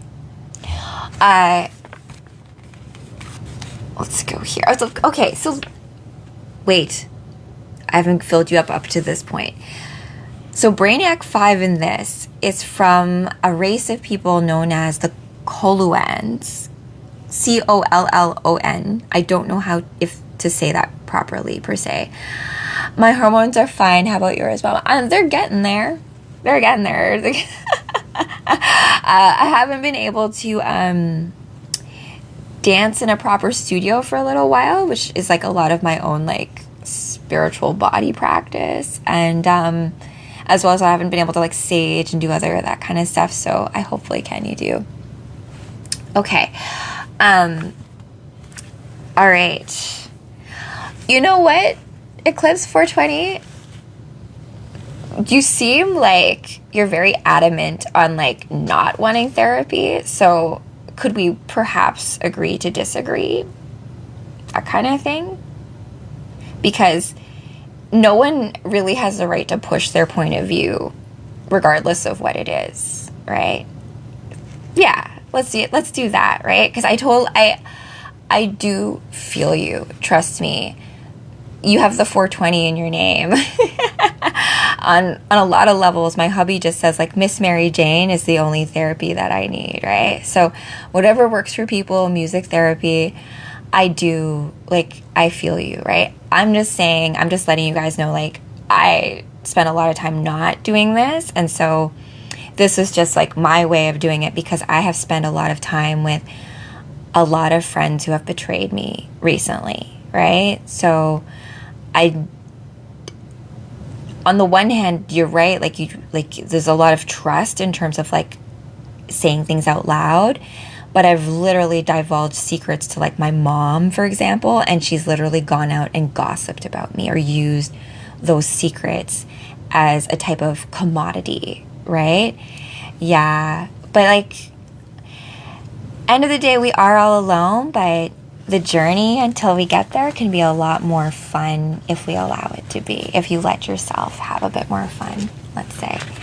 And bringing it back to the pep talk here that ends up happening between Starboy and Superboy, and it's funny, I kind of like needed this pep talk myself, and it kind of showed up. So when it comes to snapping yourself out of like depression, let's say, or like grief, or, you know, I've been in situations where literally I'll just like cry for like hours and just over old memories or friends that I've lost and, you know, places that I'll never be again and all of that kind of stuff. Movie that I really watched recently that was kind of crazy, The Back Rooms, which is, I recommend you guys watch it. It deals a lot with like the different mental constructs we make for ourselves and like how we can kind of look at it as even like a labyrinth. And so a lot of like, you know, let's say the myths that deal with like mazes and labyrinths, you can kind of relate that to even like mental constructs and puzzles too, right? Yeah, exactly. You can't snap. Grief. It took me a long time to get over it. Yeah, Gwen Stacy. And I think like in these comic books, right, a lot of these characters go through a lot. Like, right here, like let's start from here because it's actually, that's a great way to kind of begin it. So from this point, the Legion of Superheroes are a group of teenagers. Keep that in mind. So they go out into their first mission. Oh, Julian, I love the paper cranes. Do you know the story about how if you fold 1,000 paper cranes, you get a wish? Kind of. Do I read comics with him? Yeah, or read comics to him to bed. If sometimes I like. He's not my hubby's more of a movie person. It's so funny. We're very synchronistic. I'm a big reader, right? I love the library. I'm super nerdy in that way, but reading is not his kind of type of medium. So I'll when we go on walks outside, I'll retell him stories in the comic book, like in my own words, like paraphrasing. And then he'll find the movies or animation that go along with the story. So it's kind of funny how it all works out. Like we love the same stories, but he's a really big movie buff. Like he was one of those kids who probably watched a bunch of movies he wasn't supposed to watch. Like, he watched Naked Lunch when I think he was like 12. I don't know if you guys have watched Naked Lunch, but it's such a trippy, weird movie. And he only watched it because RoboCop was in it, the actor who plays RoboCop. And RoboCop itself is kind of a really graphic movie to be watching when you're a little kid, right? But oh yes, Pokey. So that's it though, right? So knowing your cycle, right? Knowing like, hey, and letting your loved ones and your intimate partners around you know, like, hey, this is not a great time for me to be communicating right now. And knowing yourself on that level so that you can manage your relationships, and so we don't end up, let's say, losing friendships over things that are just, you know, misunderstandings because we're feeling all the feelings and things are getting misinterpreted in the translation of my inner dictionary and your inner dictionary not necessarily matching. And then also like triggers, like sometimes we don't even know we have triggers till you're triggered. And then you're like, oh, I didn't realize I was going to be triggered like that. And then sometimes we break things emotionally, and it's really hard to fix them. However, OG Spider-Man as a young teenager was graphic 200%. Oh yes, hey Tristan. So welcome my lanterns of the core and my lanterns from all over the universes, no matter what your alignment. Welcome to story time. We're reading about the Legion of Superheroes, the 31st century, the future, right? But remember, science fiction is science future. And so as we traverse the cosmos, inner space through our imagination, I love comic books as a way for us to kind of like visualize, give our imagination that extra juice, that extra little bit of gas so you can go a little bit further, right? Metamorphic, thank you for that. It's match time. Oh yes, cheers you guys. Marvel versus DC idea. Yeah, I feel like because Marvel had an RPG game, right? Like back in the day, like a literally like a card RPG game. I had a few friends that used to like be really intense about it, kind of like tabletop D&D versus like playing it, you know, with full-on graphics and stuff. Marvel all the way. So okay, let's put it this way. What would the equivalent of the Green Lanterns be in Marvel? Is it the Nova Corps? Because I read a lot of the Phoenix stuff. I love Jean Grey and the Phoenix. And I know like there's Nova, who's cool. I think he's a cool character. I guess maybe that could be. Yeah, so next. We know that'd be cool. I love his helmet too. We got Thor. I know. Who doesn't love Thor? I love Thor too. Like my little sister, she's kind of a DC purist, right? She gets all like, doesn't watch the Marvel stuff. But even she loves Thor. Because like, come on now. I do love Norse mythology as a whole too.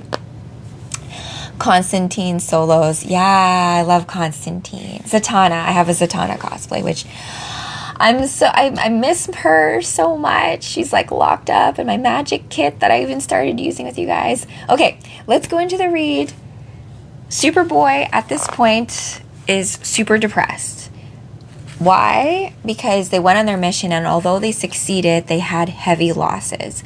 So Colossal Boy is deceased, and Cosmic Boy got his arm cut off, but he is managing to get it kind of fixed and stuff, right? In the meantime, Lex Luthor, because Lex Luthor's still alive in the 31st century as a hologram apparently, he steals away Brainiac 5 to wait, let's see here. Loki, my king, my man. Aw, who doesn't love Loki? Love it, right? And I think too, like,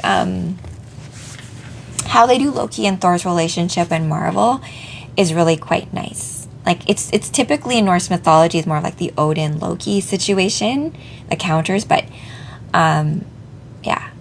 And, like, RPG, like Baldur's Gate and Baldur being in Norse mythology, Loki's kind of the reason why Baldur dies, though.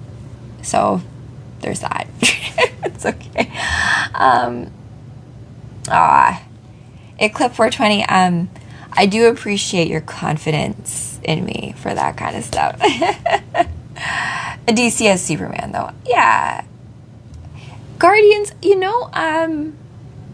Pokey, that's actually kind of, I like that, oh my gosh, what's the word I'm looking for? Like commonality. I like the way that you've, gives me how your brain works too, because it's true. The Guardians are the bosses of the Green Lanterns, and you have the Guardians of the Galaxy, and they're guarding the sector, so yes. Except Guardians of the Galaxy more like, I look at them as, oh my gosh, like space cowboys kind of thing. More of like a motley crew of people who just want to do good, but they kind of run their own rules. The Lantern Corps can be a bit more stringent and strict, right? And so I think that's all the balance in the Corps as well, right? Because let me just jump for like a second to this story. So this story, The Killers of Krypton with Supergirl, was actually the very first comic book I like read in cosplay live. And let's see here. Metaphoric. I got Odin's horns tattooed on my hand. Very powerful metaphoric. I like Odin a lot. Like, have you guys seen American Gods? The show, right? With Mr. Wednesday, who's actually Odin, right? And Loki, his brother, who like they basically kind of pretend that they're like against each other. I love that one. Yeah.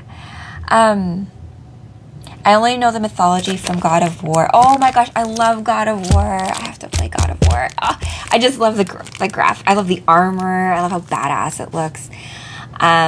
Be here for you. Ragnarok, yes. I'm going to give you some of my own Norse mythology off the top of my head, just because I love it so much.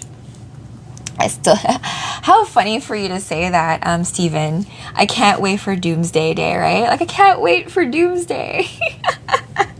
But like, that's kind of like how you kind of deal, I feel like, with the fire, though. If we're dealing with like hard things, it's like, let them come, bring it on. I don't even freaking care anymore.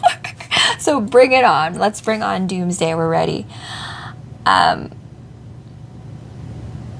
Yeah, that's it, right? Like, Eclipse 420, Grant Morrison, who's another one of my really, he's a really great comic book writer as well, and a self-proclaimed chaos magician, right? He's talked about how, like, these imaginative heroes, right? In your own head, when you're dealing with, let's say, your inner demons, who else would you want by your side, right? Of course, like, I'll call for Supergirl for help. I'll call for, like, Hal Jordan. I'll call for, like, Batman, right? Like, so, like, when you're dealing with, like, crazy-ish in the dream world or nightmares and stuff, like, use your imagination.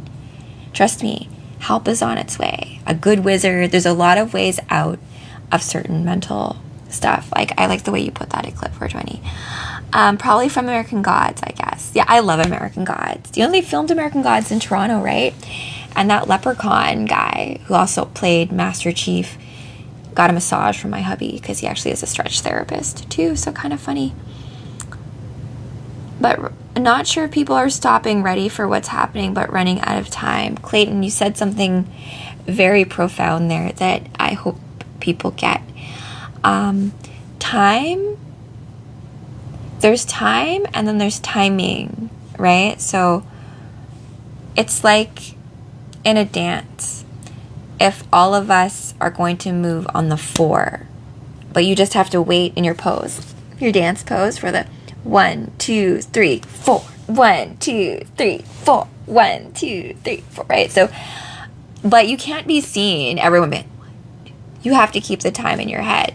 And all of you guys have to be on time. Because if you're just off by a bit, you're not in sync. So you have to practice and then get used to each other's timing so that I don't even have to look at you. I just know that we're going to all be in sync. So you can kind of relate that to a lot of things. I feel like when it comes to us playing with time and realizing that time's not hands on a clock. Time is not the calendar. Time is just our perception of movement forward in a space that we imagine, right? And we really kind of rely on memory a lot. Orion, the son of Darkseid. Is Orion the son of Darkseid? I thought Orion was the son of the High Father. Or no. Because fun fact about Kyle Rayner, this is how strong Kyle Rayner's mind is. He's able to literally use his green power construct to create an artificial heart for a god. So he like makes a heart for Orion. Like it's kind of a crazy thing. A lot of the history was destroyed when the North bands went Christian. Yeah, the Christianization of a lot of places. So like I'm half Filipino, right? And before the Spaniards came and conquered the islands, there was already a pantheon of gods and goddesses. And when I play D&D on Thursdays, I play as Mayari, and I've named her Mayari after the Filipino goddess of the moon. And she's kind of equivalent to goddesses like Diana and Freya in Norse mythology, who Freya, I love Freya, like Freya Fridays and all that. And her chariot of 2 cats. And I like to say to my hubby, because we both lost a cat,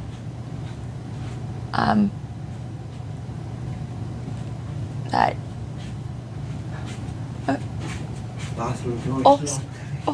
sorry, I'm so sorry. So sorry. Okay. Wrestling is my let's see here. I can see how happy because you have to. Time is man-made. Go into the universe. Time slows. Damn. Let's. Oh, my dad just walked by. Oh my gosh, I liked my own live. Okay, so let's go into the read. I wanted to get into a little bit more. I was scared because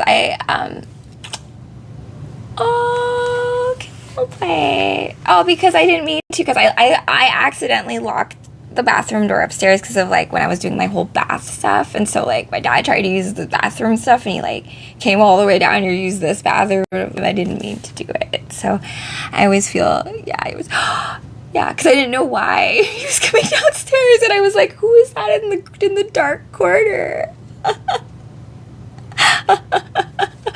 so I was like, right? I know, Pokey, but you guys, I think we've talked about before, like how I have I'm like a high performance person, right? And so when stakes are high and you cannot make a mistake, how did me and my hubby kind of put this? It's like you're playing the game on Legendary. You have 1 life left, and you have to win. I know, it is, right? I mean, and that's why, like, I know, like, everyone's opinions about, like, therapy or whichever, that and the other thing. I just realized, like, I've lived a lot of my life with, like, just anxiety. Like, because, yeah, right? So, I've been trying to have a bit more forgiveness with myself with that. Yeah, I just like go back into like my childhood very easily, and that, yeah, totally, like it totally is. And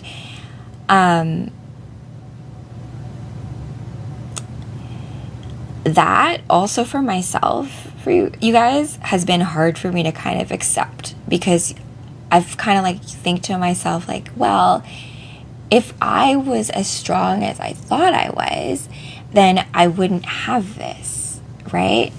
I got better. Aw, I love it in housing. Okay, you guys, let's just keep going with the read, okay? So we have at this point, Superboy is going through his own trauma.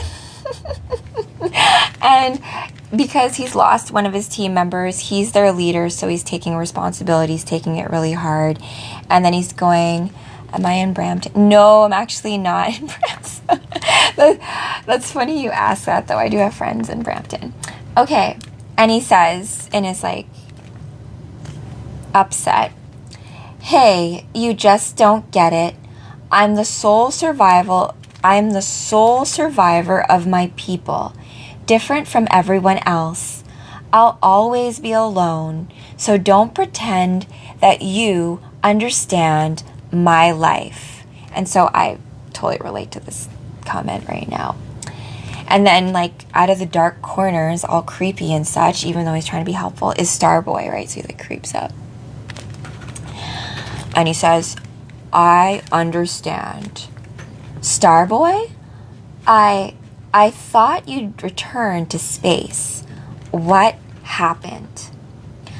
I got careless, but I'll heal.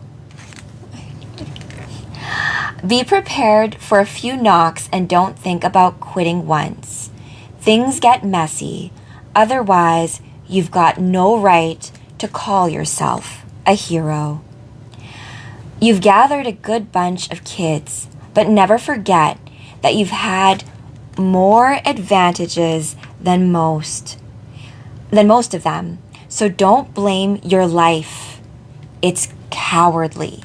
So, like, that, I read this actually as Supergirl last night, and I was, like, going through my own, like, hormonal issues and stuff. And I read that, and I was just like, wow, like, are you talking to me, universe? Like Starboy? Is that you? Because that thing, I was like, so don't blame your life. That's cowardly. So even though you have, like, all the right in the world to hate the world, to rail at the injustice, to be like, this is so awful, like, you can still, you know, move through it, above it, forward, right? Oh, Mr. Wink, thank you for the heart me. So remember, these are teenagers, and I'm sure you guys remember what it was like being a teen and, like, thinking you're invincible, and then you get rocked. You get your lessons from the universe, and you can either let it keep you down, or you can kind of come up. The manga reading. I appreciate you call it a manga. It's an American manga. Mangas I would need to practice before going live. I never thought I was invincible. I think some of us had maybe invincible's not perhaps the right word, but to those of you guys who are very, like, educated, I don't know if educated's the right word, but who read a lot or, like, watched a lot of movies, you know a lot of stories. I think those of us who have a, like, big fertile imagination as kids, as you become an adult or a teenager even, and you go through your first love, your first heartbreak, your first, like, betrayal, your first, like, big party, your first, like, you know, all this stuff, your coming of age, it can be difficult, right? And so I feel like that's what's kind of going on here. Like, you got a legion of kids, right? They got together. You had very good intentions. You're like, we're going to, like, save the universe. We're going to help people, right? We're going to use our gifts, right? Like in the X-Men, we're going to use what can maybe look like a curse, our powers, and we're going to use it for good. What could go wrong, right? So this guy, like Starboy, I'm in love with a Starboy, and he basically just gives, you know, Superboy a pep talk, because this is Superboy, this is not Superman, right? Oh. You guys, you broke through my, like, shield of you know, hardness. So it's and as I said, Eclipse 420, like, you're pushing back on the therapy. I get it, the non-trusting, right, of really trying to discern who are good people and who you let close into your aura and your energy and your life, right? Oh, thank you. I cried, yeah. I also cried, you guys, during Pokemon, the first movie. So there's that. Trust you and happy love. Thank you for that. For 20. You know what, though, you guys? It also helps having people root for us, right? So thank you guys for, like, rooting for love, that kind of thing. I'm super freaking emotional. And it's reasonable to cry for that movie. Thanks, Pokey. I agree, right? When I cried during Pokemon, the first movie, me and my sister were actually taking, we were babysitting. We were bringing, like, a younger boy to this, right? I forget. We were babysitting someone. I forget. What was it? And, you know, like, I hope this isn't a spoiler for you guys who haven't seen Pokemon, the first movie. But you know that part where Ash is like, he turns into stone, and then Pikachu is going, Pikachu, Pikachu, Pikachu, and trying to, like, wake him up. And he won't wake up. And so Pikachu starts to, like, well up and tear up. Like, Ash. And I'm like, and in the theater, I'm like crying. And then my sister like looks at me. She's like, "Are you crying?" I'm like, "Yes." Shut up. So kind of thing. Yeah. Okay. So back to the comic. And don't make the same mistake as me. Vengeance, no matter how sweet it may appear, isn't what it's all about. Ah, meow meow. Forget about impressing your father, or avenging the harm done to Colossal Boy, to Cosmic Boy, or me. Go ahead, rescue Brainiac 5, and stop the Fatal 5, but do it for only one reason. Do it because you believe it's right. And that's good advice, right? Don't do it for, like, to impress other people, for validation, right? And that's a great time. In brightest day, in blackest night, let no evil escape my sight, and let all those who worship evil's might beware my power, Green Lantern's light. It's impressive what a good old mantra will do for the soul, and like increasing your vibration, like saying even things like, I am not afraid, or like, I will not fear, I must not fear, I've got this, right? Or even like, when I used to do more dance classes in downtown Toronto, when you get picked to do a solo or you get picked to do small groups in front of people, right? Your hype girls are being like, you got this, kill it, that kind of thing. Do you know Hal Jordan? I do know Hal Jordan. He's a good friend of mine. Fear is what makes you alive. Eclipse 420, there's some of you out there who ride that fear frequency, right? Yeah, hype it up, right? Even through hell, you guys. Like, because I was a project manager, and I used to tell my team, if there's anything that we can bank on, guys, it's that shit will go wrong. Always. Something will go wrong, but let's not spend too much time blaming each other. Let's just work together to fix it, right? So just like go through it and like make it a wild ride. If it's the chaos, then just let the chaos come, right? On Superboy Prime. Oh my gosh, it's so funny you mentioned that. Is that a bit of you mean the Time Trapper? Did I answer your question? Great question. Prime OP, overpowered. Yeah, too OP'd. He's in this comic book, and this is the comic book I'm prepping to do live on studio. And in this they have, I'm not going to ruin it, but it's pretty intense. And then like, I do love Miss Dawnstar. You're the bomb girl. I love you. Oh, thank you. Thank you for appreciating it. And to all of you guys out there who do recognize me as Jessica Cruz, Jessica Cruz has definitely been a character that I only discovered recently when I did my own nerdy deep dives of Green Lanterns. And she's become very quickly one of my own personal favorite characters, especially when I need to go in deep, find the, do the things that scare you, right? Everything you want is behind that wall of like fear, right? They did, it's this SBP versus Century. Century versus Super Bowl. Oh, I'm going to look at that one. Yeah. I'm in a divorce after 20 years, so I understand it's hard. It's not. I'm sorry to hear that. But you know what? You know,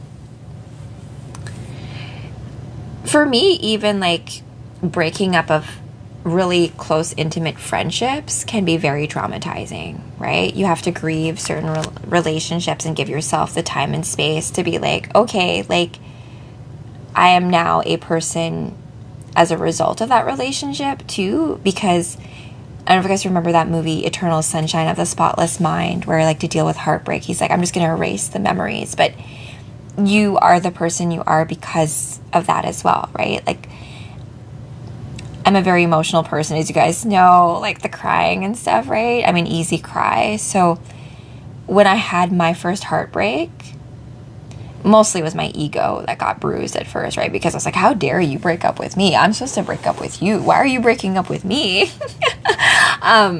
So my ego was mostly bruised. But then later, with Jim Carrey. Jim Carrey and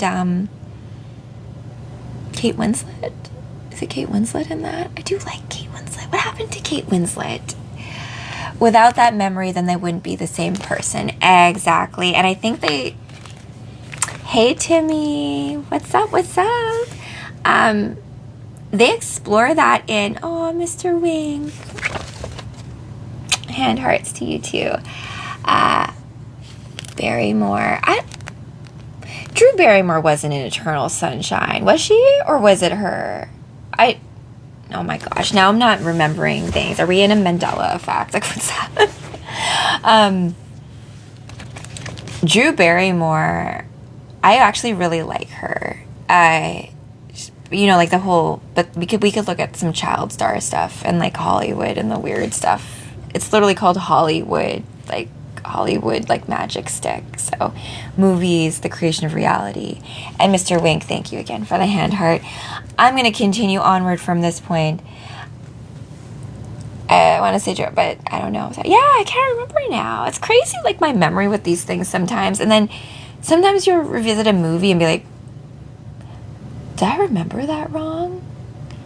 And I think it's okay, you guys, to play with that concept, right?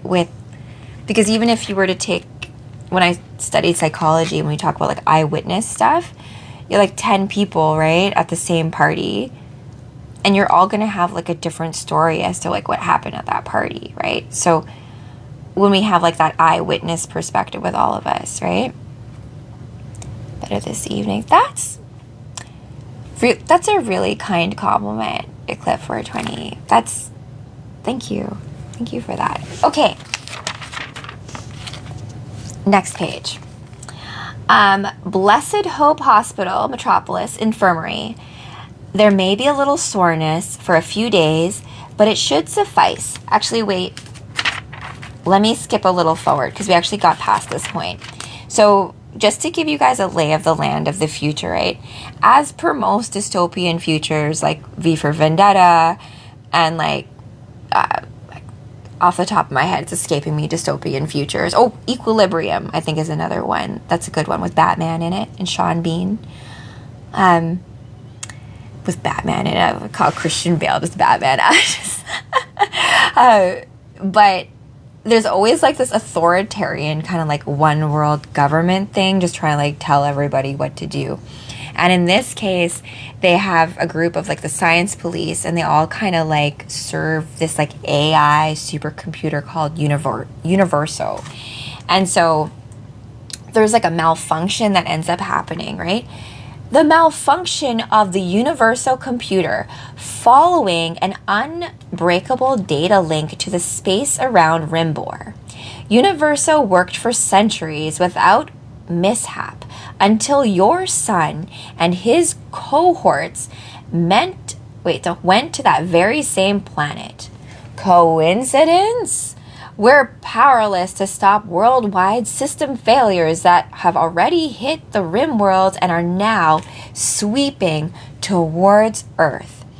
And then we now have Saturn Girl, who's like a master telepath. And if I were to compare Saturn Girl to, let's say, any of the X-Men, she'd be like Jean Grey, like can like read everyone's minds, all that kind of stuff. Eclipse, thank you for the Rosa, by the way. So this universal AI computer, I do believe it's sentient. And, you know, speaking of like mental health issues, I think this AI universal computer has a mental health issue. Your guilty brand of using the Legion to attack the SP and undermine your industrial rivals. You won't get away with this. Oh my gosh, if Saturn Girl used Cerebro. Zono X, you just gave me the idea of a fun skit, because I would love to play Saturn Girl. It would be my honor to be Saturn Girl. Jeff Johns, the writer of Blackest Night, as well as Doomsday Clock, actually, he's said that Saturn Girl is like one of his favorite characters too, because she's a master telepath, right? So she can read everyone's minds. So she knows everyone's deepest, darkest secrets. And although she knows this, she still feels as though people and the world, like, we are really all good at heart. She still believes in the best in people, right? Despite all those inner dark demons and shameful secrets that we sometimes perceive that we have, right? Okay, so they've basically done this whole like authoritarian power grab situation, and while this is happening, Saturn Girl whispers to Cosmic Boy, "Rock, I sense a mind, ancient, malignant, and it's inside the computer." That'd be up to 11. Yeah. And I mean, like, you guys, going back to my friend Eclipse 420 not trusting therapists, honestly, like, the one thing I find with like DC and Marvel that's a big difference as well is that in DC you have a lot of totally fabricated cities, right? Like Metropolis, Gotham City, Coast City, that kind of thing. In Marvel, you have New York City. Like, it's kind of grounded in the reality itself. And especially in X-Men, they're like literal actual like places on the map.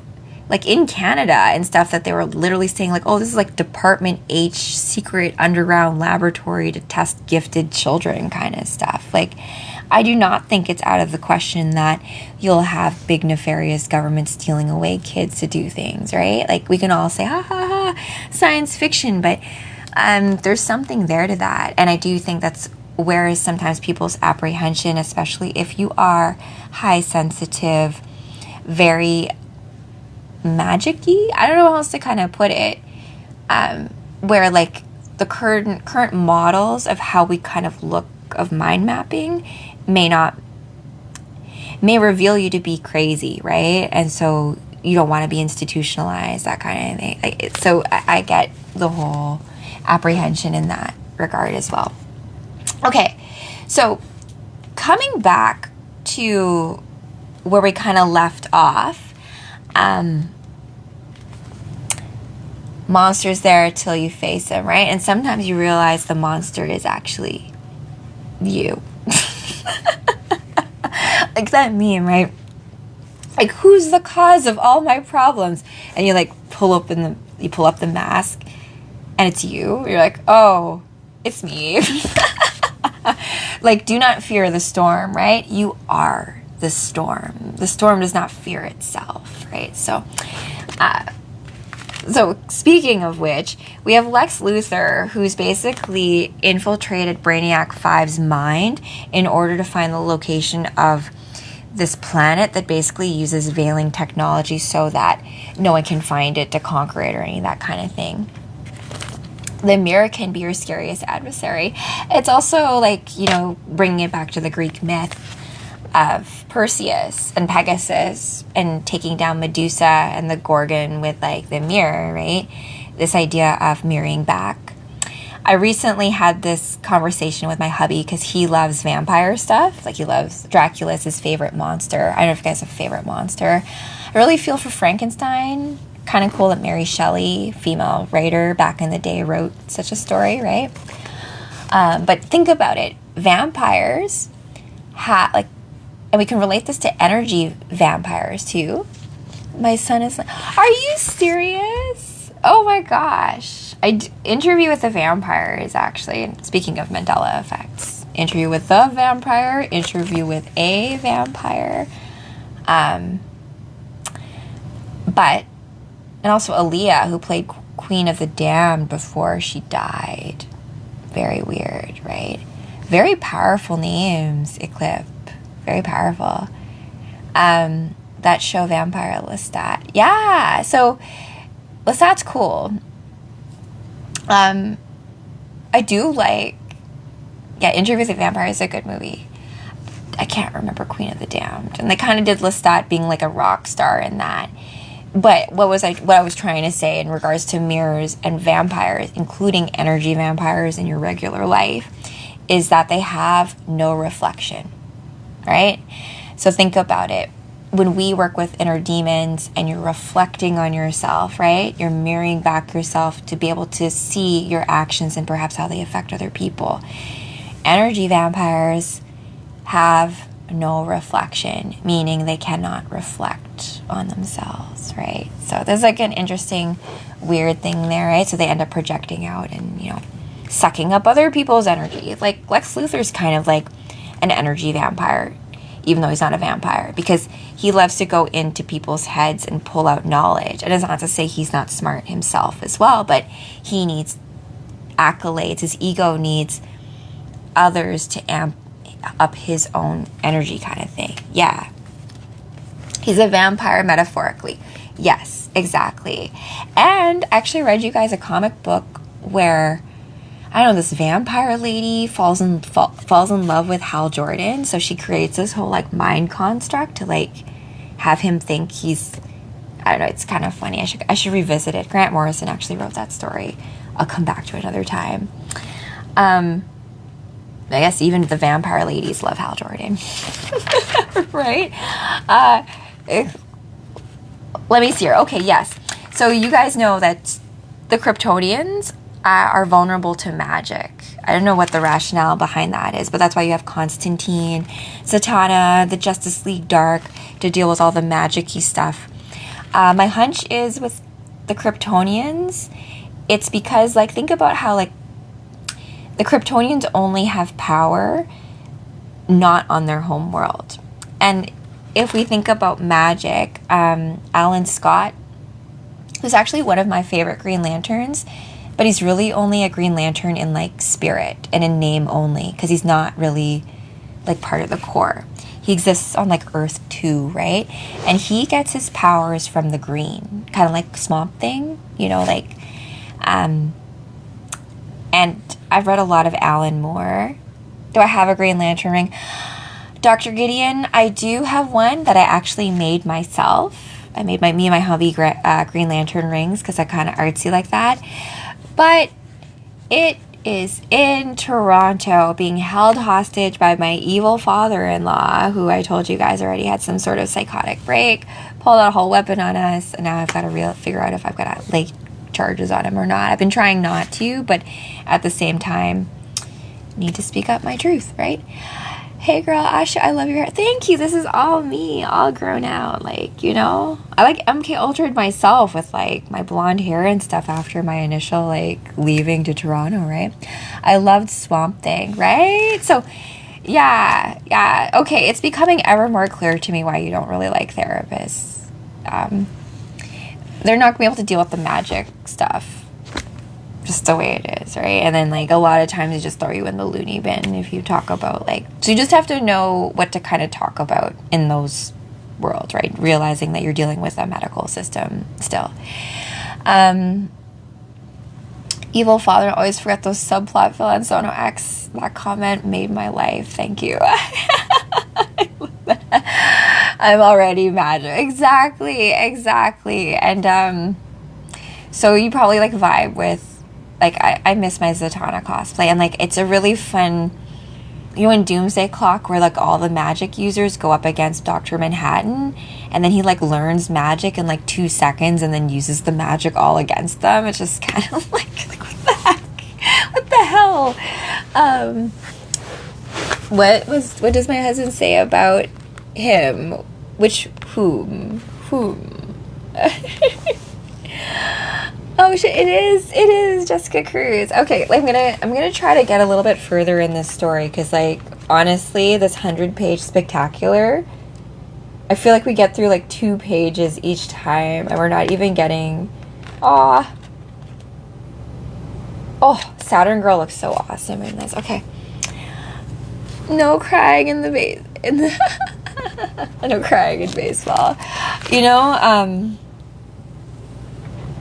it's like, I love playing video games, right? So I play first-person shooter games. And I'm a big, like, screamer. As you guys know, like, I'm really emotional. I get really, like, invested. So, like, if we all watch a movie together, I'm literally, like, so into it. So, maybe we'll play Halo tomorrow.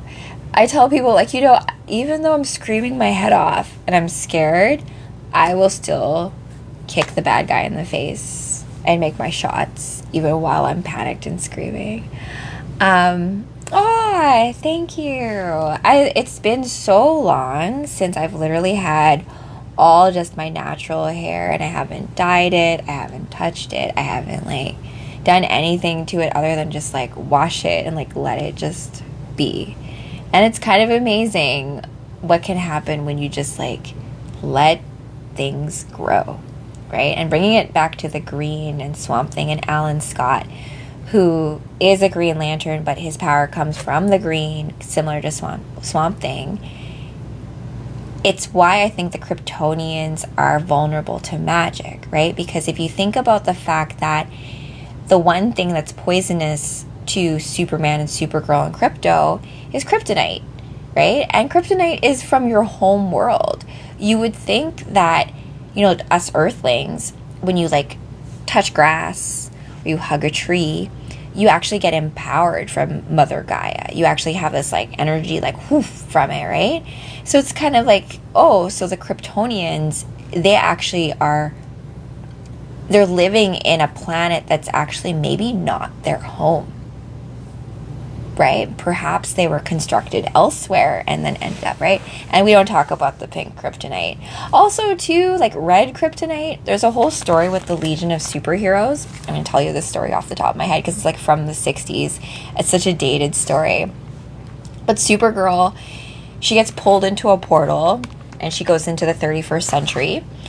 And, she wants to join the Legion of Superheroes and get a flight ring and be on the team and stuff, for, like, part-time member, even though she's not part of their century yet. And so she goes on, like, a task to try to prove herself to be part of the Legion, just like how here you have, like, tryouts to be part of the Legion of Superheroes. And so, like, they have to dig a tunnel. So she starts to dig a tunnel, and Supergirl's OP, so she's going away. So in this tunnel, she finds red kryptonite.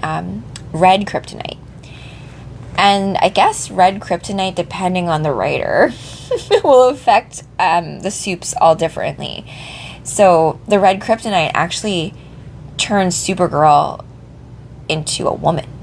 So she, like, ends up with her boobs growing, and she just gets her curves and stuff. So by the time she's done digging the tunnel on the other side, she's proven herself.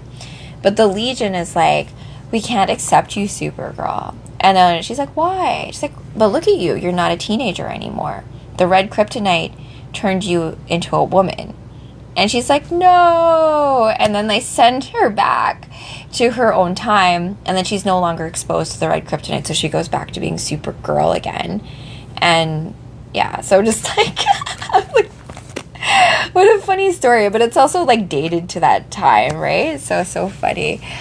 It was permanent. No, it wasn't permanent. It was just like a fun story, because the Legion, and a lot of the different stories that you may read in the DC universe, typically function as, they sometimes just kind of act as, like, the the Deus Ex Machina, I feel like. Because, like, the miracle machine is there. There's, like, they're from the future, right? So they already know what has happened in the past. So it's kind of a way of being able to deal with, like,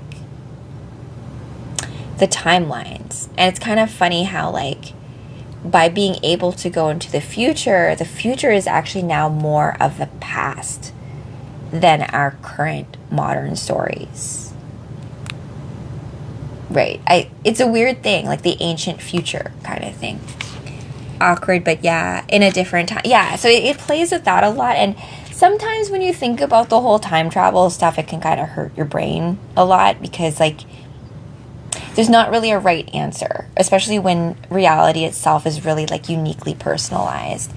And back to Eclipse 420. Aw, thank you for that. It's very sweet. That I do appreciate that. I feel like you don't give a lot of compliments easily, so I appreciate it. And like info index cards for plot devices.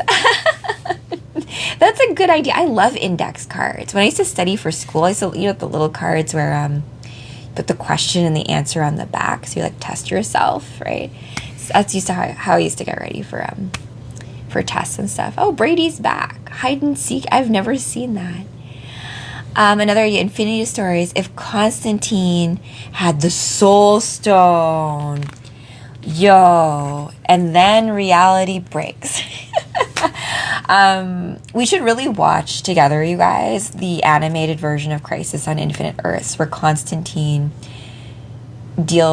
how they write Constantine into that story from 85, because I feel like it does a really nice way of showing how wizards and magic users sit on top of that chessboard, right?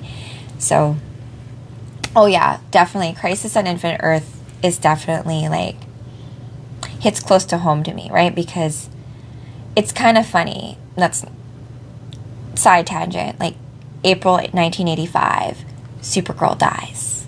April 1985, I'm born. So, kind of funny, right?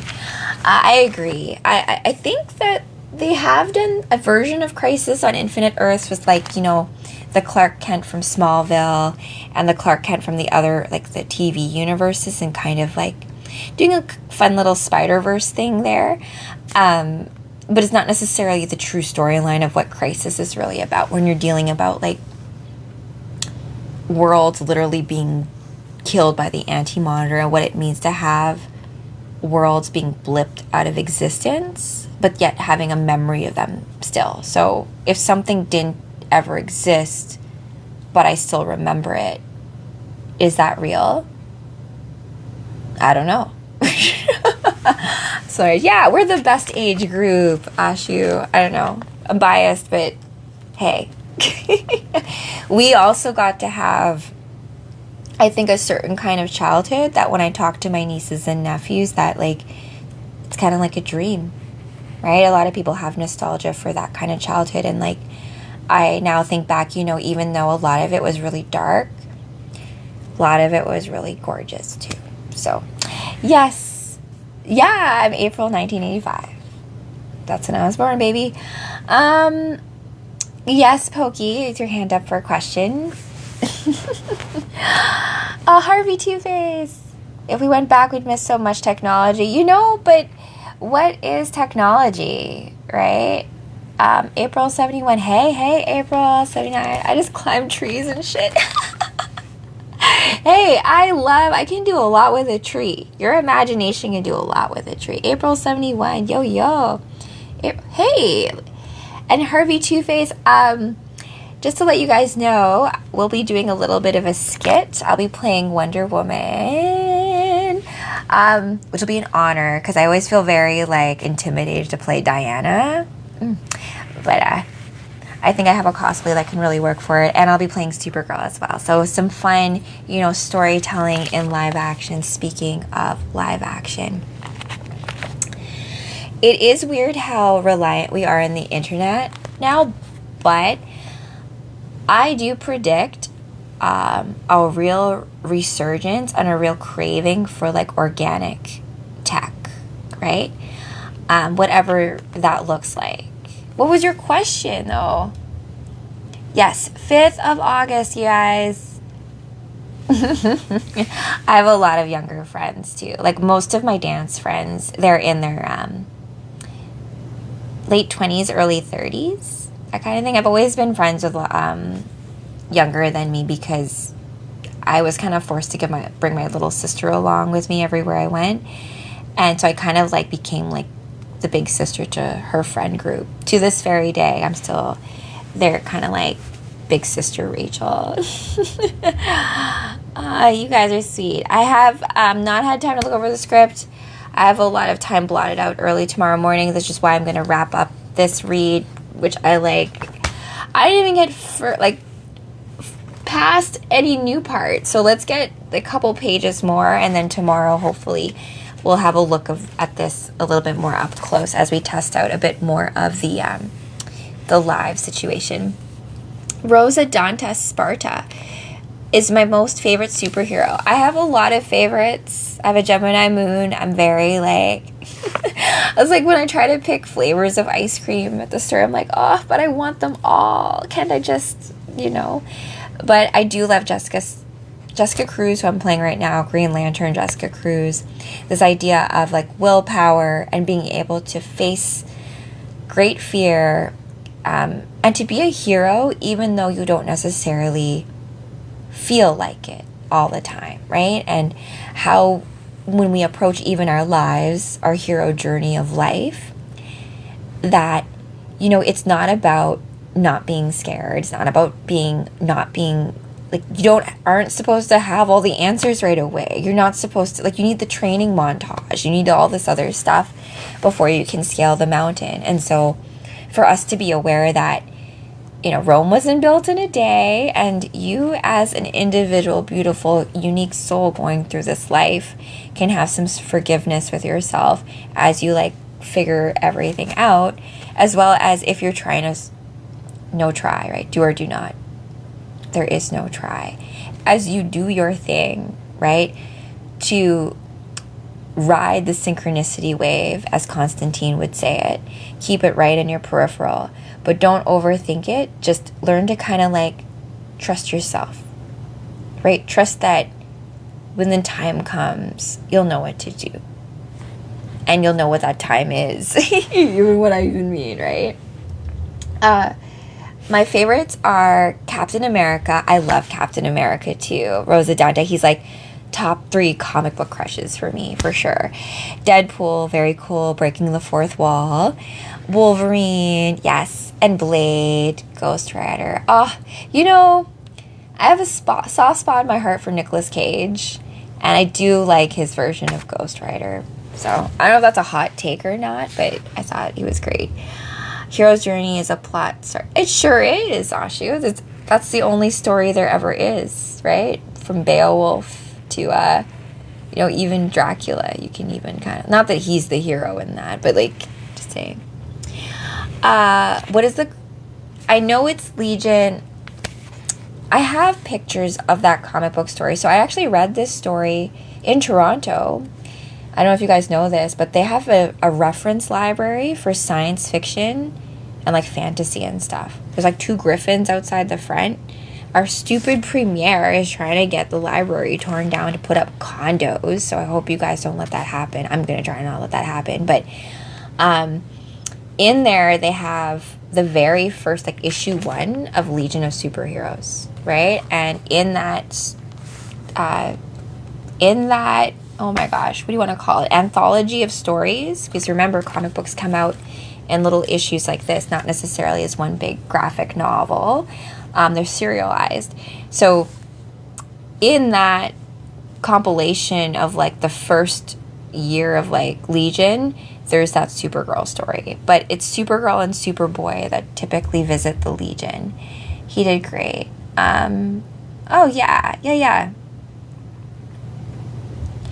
I love that. Yeah. But Ghost Rider too, like, speaking of here, like Starboy kind of giving Superboy some advice in regards to, like, just be aware to not let, pure vengeance kind of encapsulate you. But I do love Ghost Rider's, like, penance stare. You know how he like looks at like sinners in like the eyes. He's like, look into my eyes, and like all the bad guys see all the bad crap that they've done, and they get to feel all the horrible stuff they did to other people.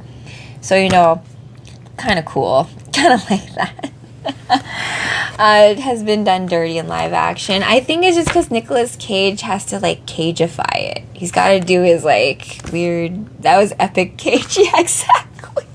So it was Nick Cage Ghost Rider, right? You know what I mean? And I am here for it, but I totally get that, like, if, you know, it's not necessarily, strictly speaking, like the first Ghost Rider, oh, I really loved it, right? When they had like the initial Ghost Rider who's also like a horseback rider. So cool, right? Yeah. Even the Ghost Rider movie from 2011. I gotta revisit some of those ones again. I have an issue of Ghost Rider from my hubby, actually. Ghost Rider, it's like a collector's edition one. I read it once, but we should revisit it. Okay, so let's do some panels, you guys, just so I can continue the storyline at least a little bit further, okay? And if you want to get the replays, they're all on my YouTube channel so far, and the Discord link from my Cosmic Comic Book Club, I'm still trying to... So my Ko-Fi, if you want to support or join the club there, I'll be giving out a first free month membership to you guys, and then you'll get access to the private Discord server. But because I've been so disorganized over the last few months and my mental state all over the place, my Discord is also as such, and also my file folders all over my computer. Anyways, I have to do all that, and I have to be in the right mental space to do all that, because that's boring, right? I hate like organizing files, file nomenclature, and then like moving huge video files and editing it, right? Because I'm like, I think we good this evening, love. I'm still crying. Oh, you guys. Pokey, yes. I love my fact checkers, you guys. Do I read fantasy books too? Yes. I'm a big fan of the Dragonlance series. Like, I'm a big D&D-er, right? So, like, Forgotten Realms, I used to read all of, like, oh my gosh, so you guys know, oh my gosh, Tim Greenwood is from Toronto, the guy who created all the Forgotten Realms and like the 7 sisters with the silver hair. I've had like crazy dreams about that kind of stuff too. So I think I'm gonna drop off reading this. I'm gonna maybe, I was going between this comic book and this comic book in regards to which one to first test out sharing the screen situation, but I might do a quick magic shift because I actually have a Sorcerer's Supreme comic book that I took some screen grabs of that I kind of put in my back pocket to bring up again, and I think I might do that tomorrow. But I don't have Zatanna with me or any of my magic user cosplay with me, so maybe I'll make something custom up brand new tomorrow. So we'll see. I've also have this big plan of, if you guys know Epic the Musical, Warrior of the Mind with Odysseus and Athena, I have this big plan of recreating that with myself and Wolfie. So Wolfie's gonna play Odysseus and I'll be Athena. And I want to go up to like we have this monastery close by to Our Lady of the Prairies and like do a whole thing. And we'll see. And yes, Pokey, red kryptonite inflicts random effects on Kryptonians. And then also in the whole Superwoman series, red kryptonite gives Lana Lang powers, but they're kind of erratic, I think, the way it goes. And I think in both cases, both Superwoman, where Lana Lang becomes like Superwoman Red and Lois Lane becomes Superwoman Blue, I think they both do end up giving back their powers. But it's interesting how red kryptonite is just kind of random, and like blue kryptonite in Smallville, I think they had that Tom Welling version of Clark Kent. He like has like a bracelet of blue kryptonite so that it removes his powers so that he's able to have kids. I don't know. This like fun little ways. I love I love comic book logic, right? Where's my wedding ring? It's right here. I've lost a lot of weight recently, so I need to get this one resized again. So Ghost Rider versus Etrigan the Demon. Oh, I love Etrigan though. I like Etrigan. I love his poetry because he always rhymes. Not that you have to rhyme to be a poet, but he's fun. That'd be a good matchup. I love the comic book logic. And I mean, but that's the funny thing about comic books, right? You still do have to make it make sense. You can't just have someone all willy-nilly be all overpowered and doing stuff, right? Like, then there's no conflict. There's no, like, reason to have a story. So it's a fun little balance of it. So there's hope for another superhero. I believe so. Of course, the concept makes sense.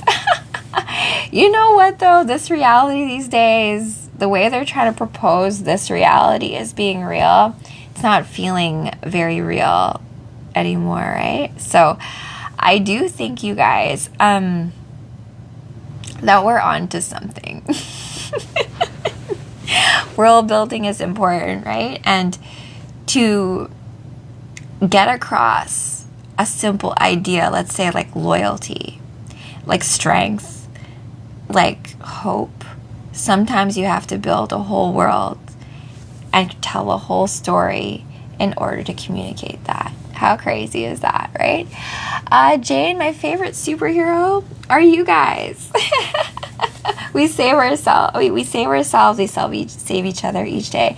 And Pokey's right. My favorite superhero is probably Crypto. But if I'm gonna answer seriously, right now, who I'm playing at this very moment, my favorite superhero is Jessica Cruz. And so as I wrap this up today with you guys, as someone who is going through a period of intense healing and reconfiguration over what I really want to do here, right? And I do have all my projects on the go, right? But I'm also trying to balance that out with like getting my mental health right? Whatever that looks like. And to also realize that the mental health part of it is only one piece of that puzzle. There's this whole other side of like spiritual health, your soul nourishment, right? These other things that are not necessarily found in like a guidebook or a medical manual about things, or like in, you know, the different pharmaceuticals that you can take to tinker with your brain chemistry, right? Yes. And spiritual stuff. All the woo, all the things we literally cannot explain, the paranormal, the magic, the stuff that like we just don't know. And I think there's a level of us, like I think that because of like, you know, the internet tech, we can just go online and Google everything. The AI's here, you can just like ask ChatGPT, all this kind of stuff. So where's the wonder, right, anymore, if we can just find the answer in like 2 seconds? So I welcome you guys to just, you know, maybe come up with like really out there weird questions and then go to sleep and see what your dreams tell you about them, right? Or like maybe like write it down, like put it on your pillow with a little crystal and be like, okay, let's see. Other different things. And you got it. Yes, Jessica Cruz, right? And you know, I felt good putting her on today because, you know, you're really facing off against what does scare you. You know, it sounds all great. As I said, bumper sticker, you know, face your fears. I must not fear. I got this. And like in brightest day and blackest night, let no evil escape my sight. So, you know, we can have the bravado when we say it, right? But, you know, if we all say it together and we all repeat it and we all like, you know, you like, and maybe you don't really feel it at first, but you repeat it and you repeat it and you write like, and you really actually want it. And I'll leave you guys with a story, because a Green Lantern story off the top of my head.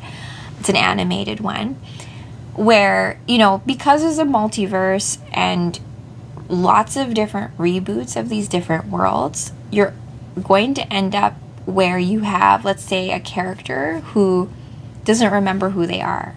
So there's a situation where Jon Stewart doesn't remember that he's a Green Lantern. So he's like given his ring and it's got no power. He needs to power it up using that lantern batteries to like put in the ring and like say the oath, right? So he's like, my ring's not working. And Green Arrow, and this is something I wish they did more of, because Green Arrow and Hal Jordan, like Ollie and Hal, are really good friends. And Green Arrow really respects the Green Lantern Corps, right? He could probably be a Green Lantern himself if he didn't have his own like thing going on, right? So Green Arrow tells Jon Stewart, he's like, oh, you have to recharge your ring. And Jon Stewart's like, oh, well, like, how do I do that? So Green Arrow's like, well, you have to put it in like the battery and you got to say the oath. And like Jon Stewart's like, what's the oath? So Green Arrow says, okay, it's in brightest day and blackest night, let no evil escape my sight, and let all those who worship evil's might beware my power, Green Lantern's light. And then Jon Stewart goes like, oh my gosh, it's so cheesy. It's like, are you serious? I have to say that? And Green Arrow looks at him very seriously and says, oh yes, and you have to mean every word. So it's cool. Like, it's kind of a cool situation where like sometimes we forget who we are, right? And it's really important to have friends who love you and just like, reminder, you are very powerful. Reminder, you are awesome. Reminder, you are everything that you need, right? So, and I won't forget to send the link on Discord. I'm getting my Ko-Fi set up too as well, so that as well I can give you guys also a code to you guys here who are like my longtime viewers, as like to get a first month free to the club. And so you can also help me get my bearings on Discord as I kind of reconfigure. I have my own RPG game that I'm working on, which is related to astrology. So more about that to come. Okay, I won't let me paste it. I know, right? You look good. Thank you, Professor. Appreciate it. My dad is a farmer. He's not the best in the world, but he is outstanding in his field. I like farmers. Mark Kirkpatrick. I actually have, like, me personally, well, Superman was also, sweet farm boy kind of guy, right? Kryptonian was raised as like nice farm boy, like doing the work, working with the land kind of thing.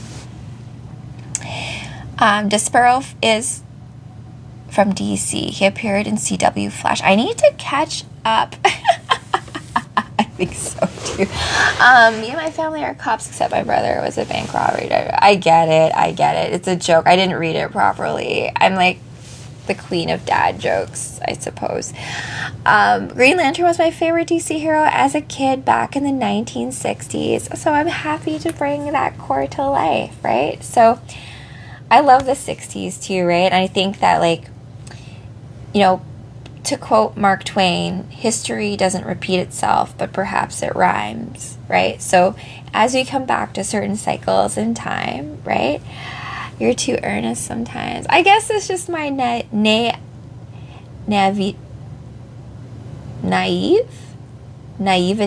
There we go. Got it. Okay, guys. I hope you guys have a beautiful night. I'll catch you all tomorrow. So Jessica Cruz here from the Green Lantern Corps, signing off. Dwayne, thanks for being number 77 in the fan club. Thank you for joining the Cosmic Club. Mr. Top Ramen, hey! Have a good night, you guys. Oh, much love. Much love. I know we didn't get so far in the comic book. We got off on a major tangent as per usual, but thank you guys for joining me as Miss Jessica Cruz, and in brightest day and blackest night, right? Let no evil escape my sight, and let all those who worship evil's might beware my power, Green Lantern's light. And my own catchphrase, which I'll follow it up with. Oh, you guys, Mr. Wink, Robin, thank you so much. To, like, as I told you guys earlier today, like how You chose this character. You are the universe understanding itself through the story of you. And in this comic book, you are on the title, right? So, you know, make your story a good one, right? And realize that you are chosen by the universe to play as exactly you, because literally no one else is going to do it better than you, baby. So don't bother trying to be anyone else, because your soul family is looking for not you playing someone else, but is actually looking for you. So have the courage, because I know it's not easy. I'm going through it myself, to be unapologetically full stop you, right? Because the universe is counting on you to exactly do your thing, right? But no worries, my friends. I got your back, baby. And the whole Green Lantern Corps, we got you, right? We are the wolf pack of the cosmos. So to all of you guys out there who are fighting the good fight, may you never submit. There will be more. All right, guys. Bye.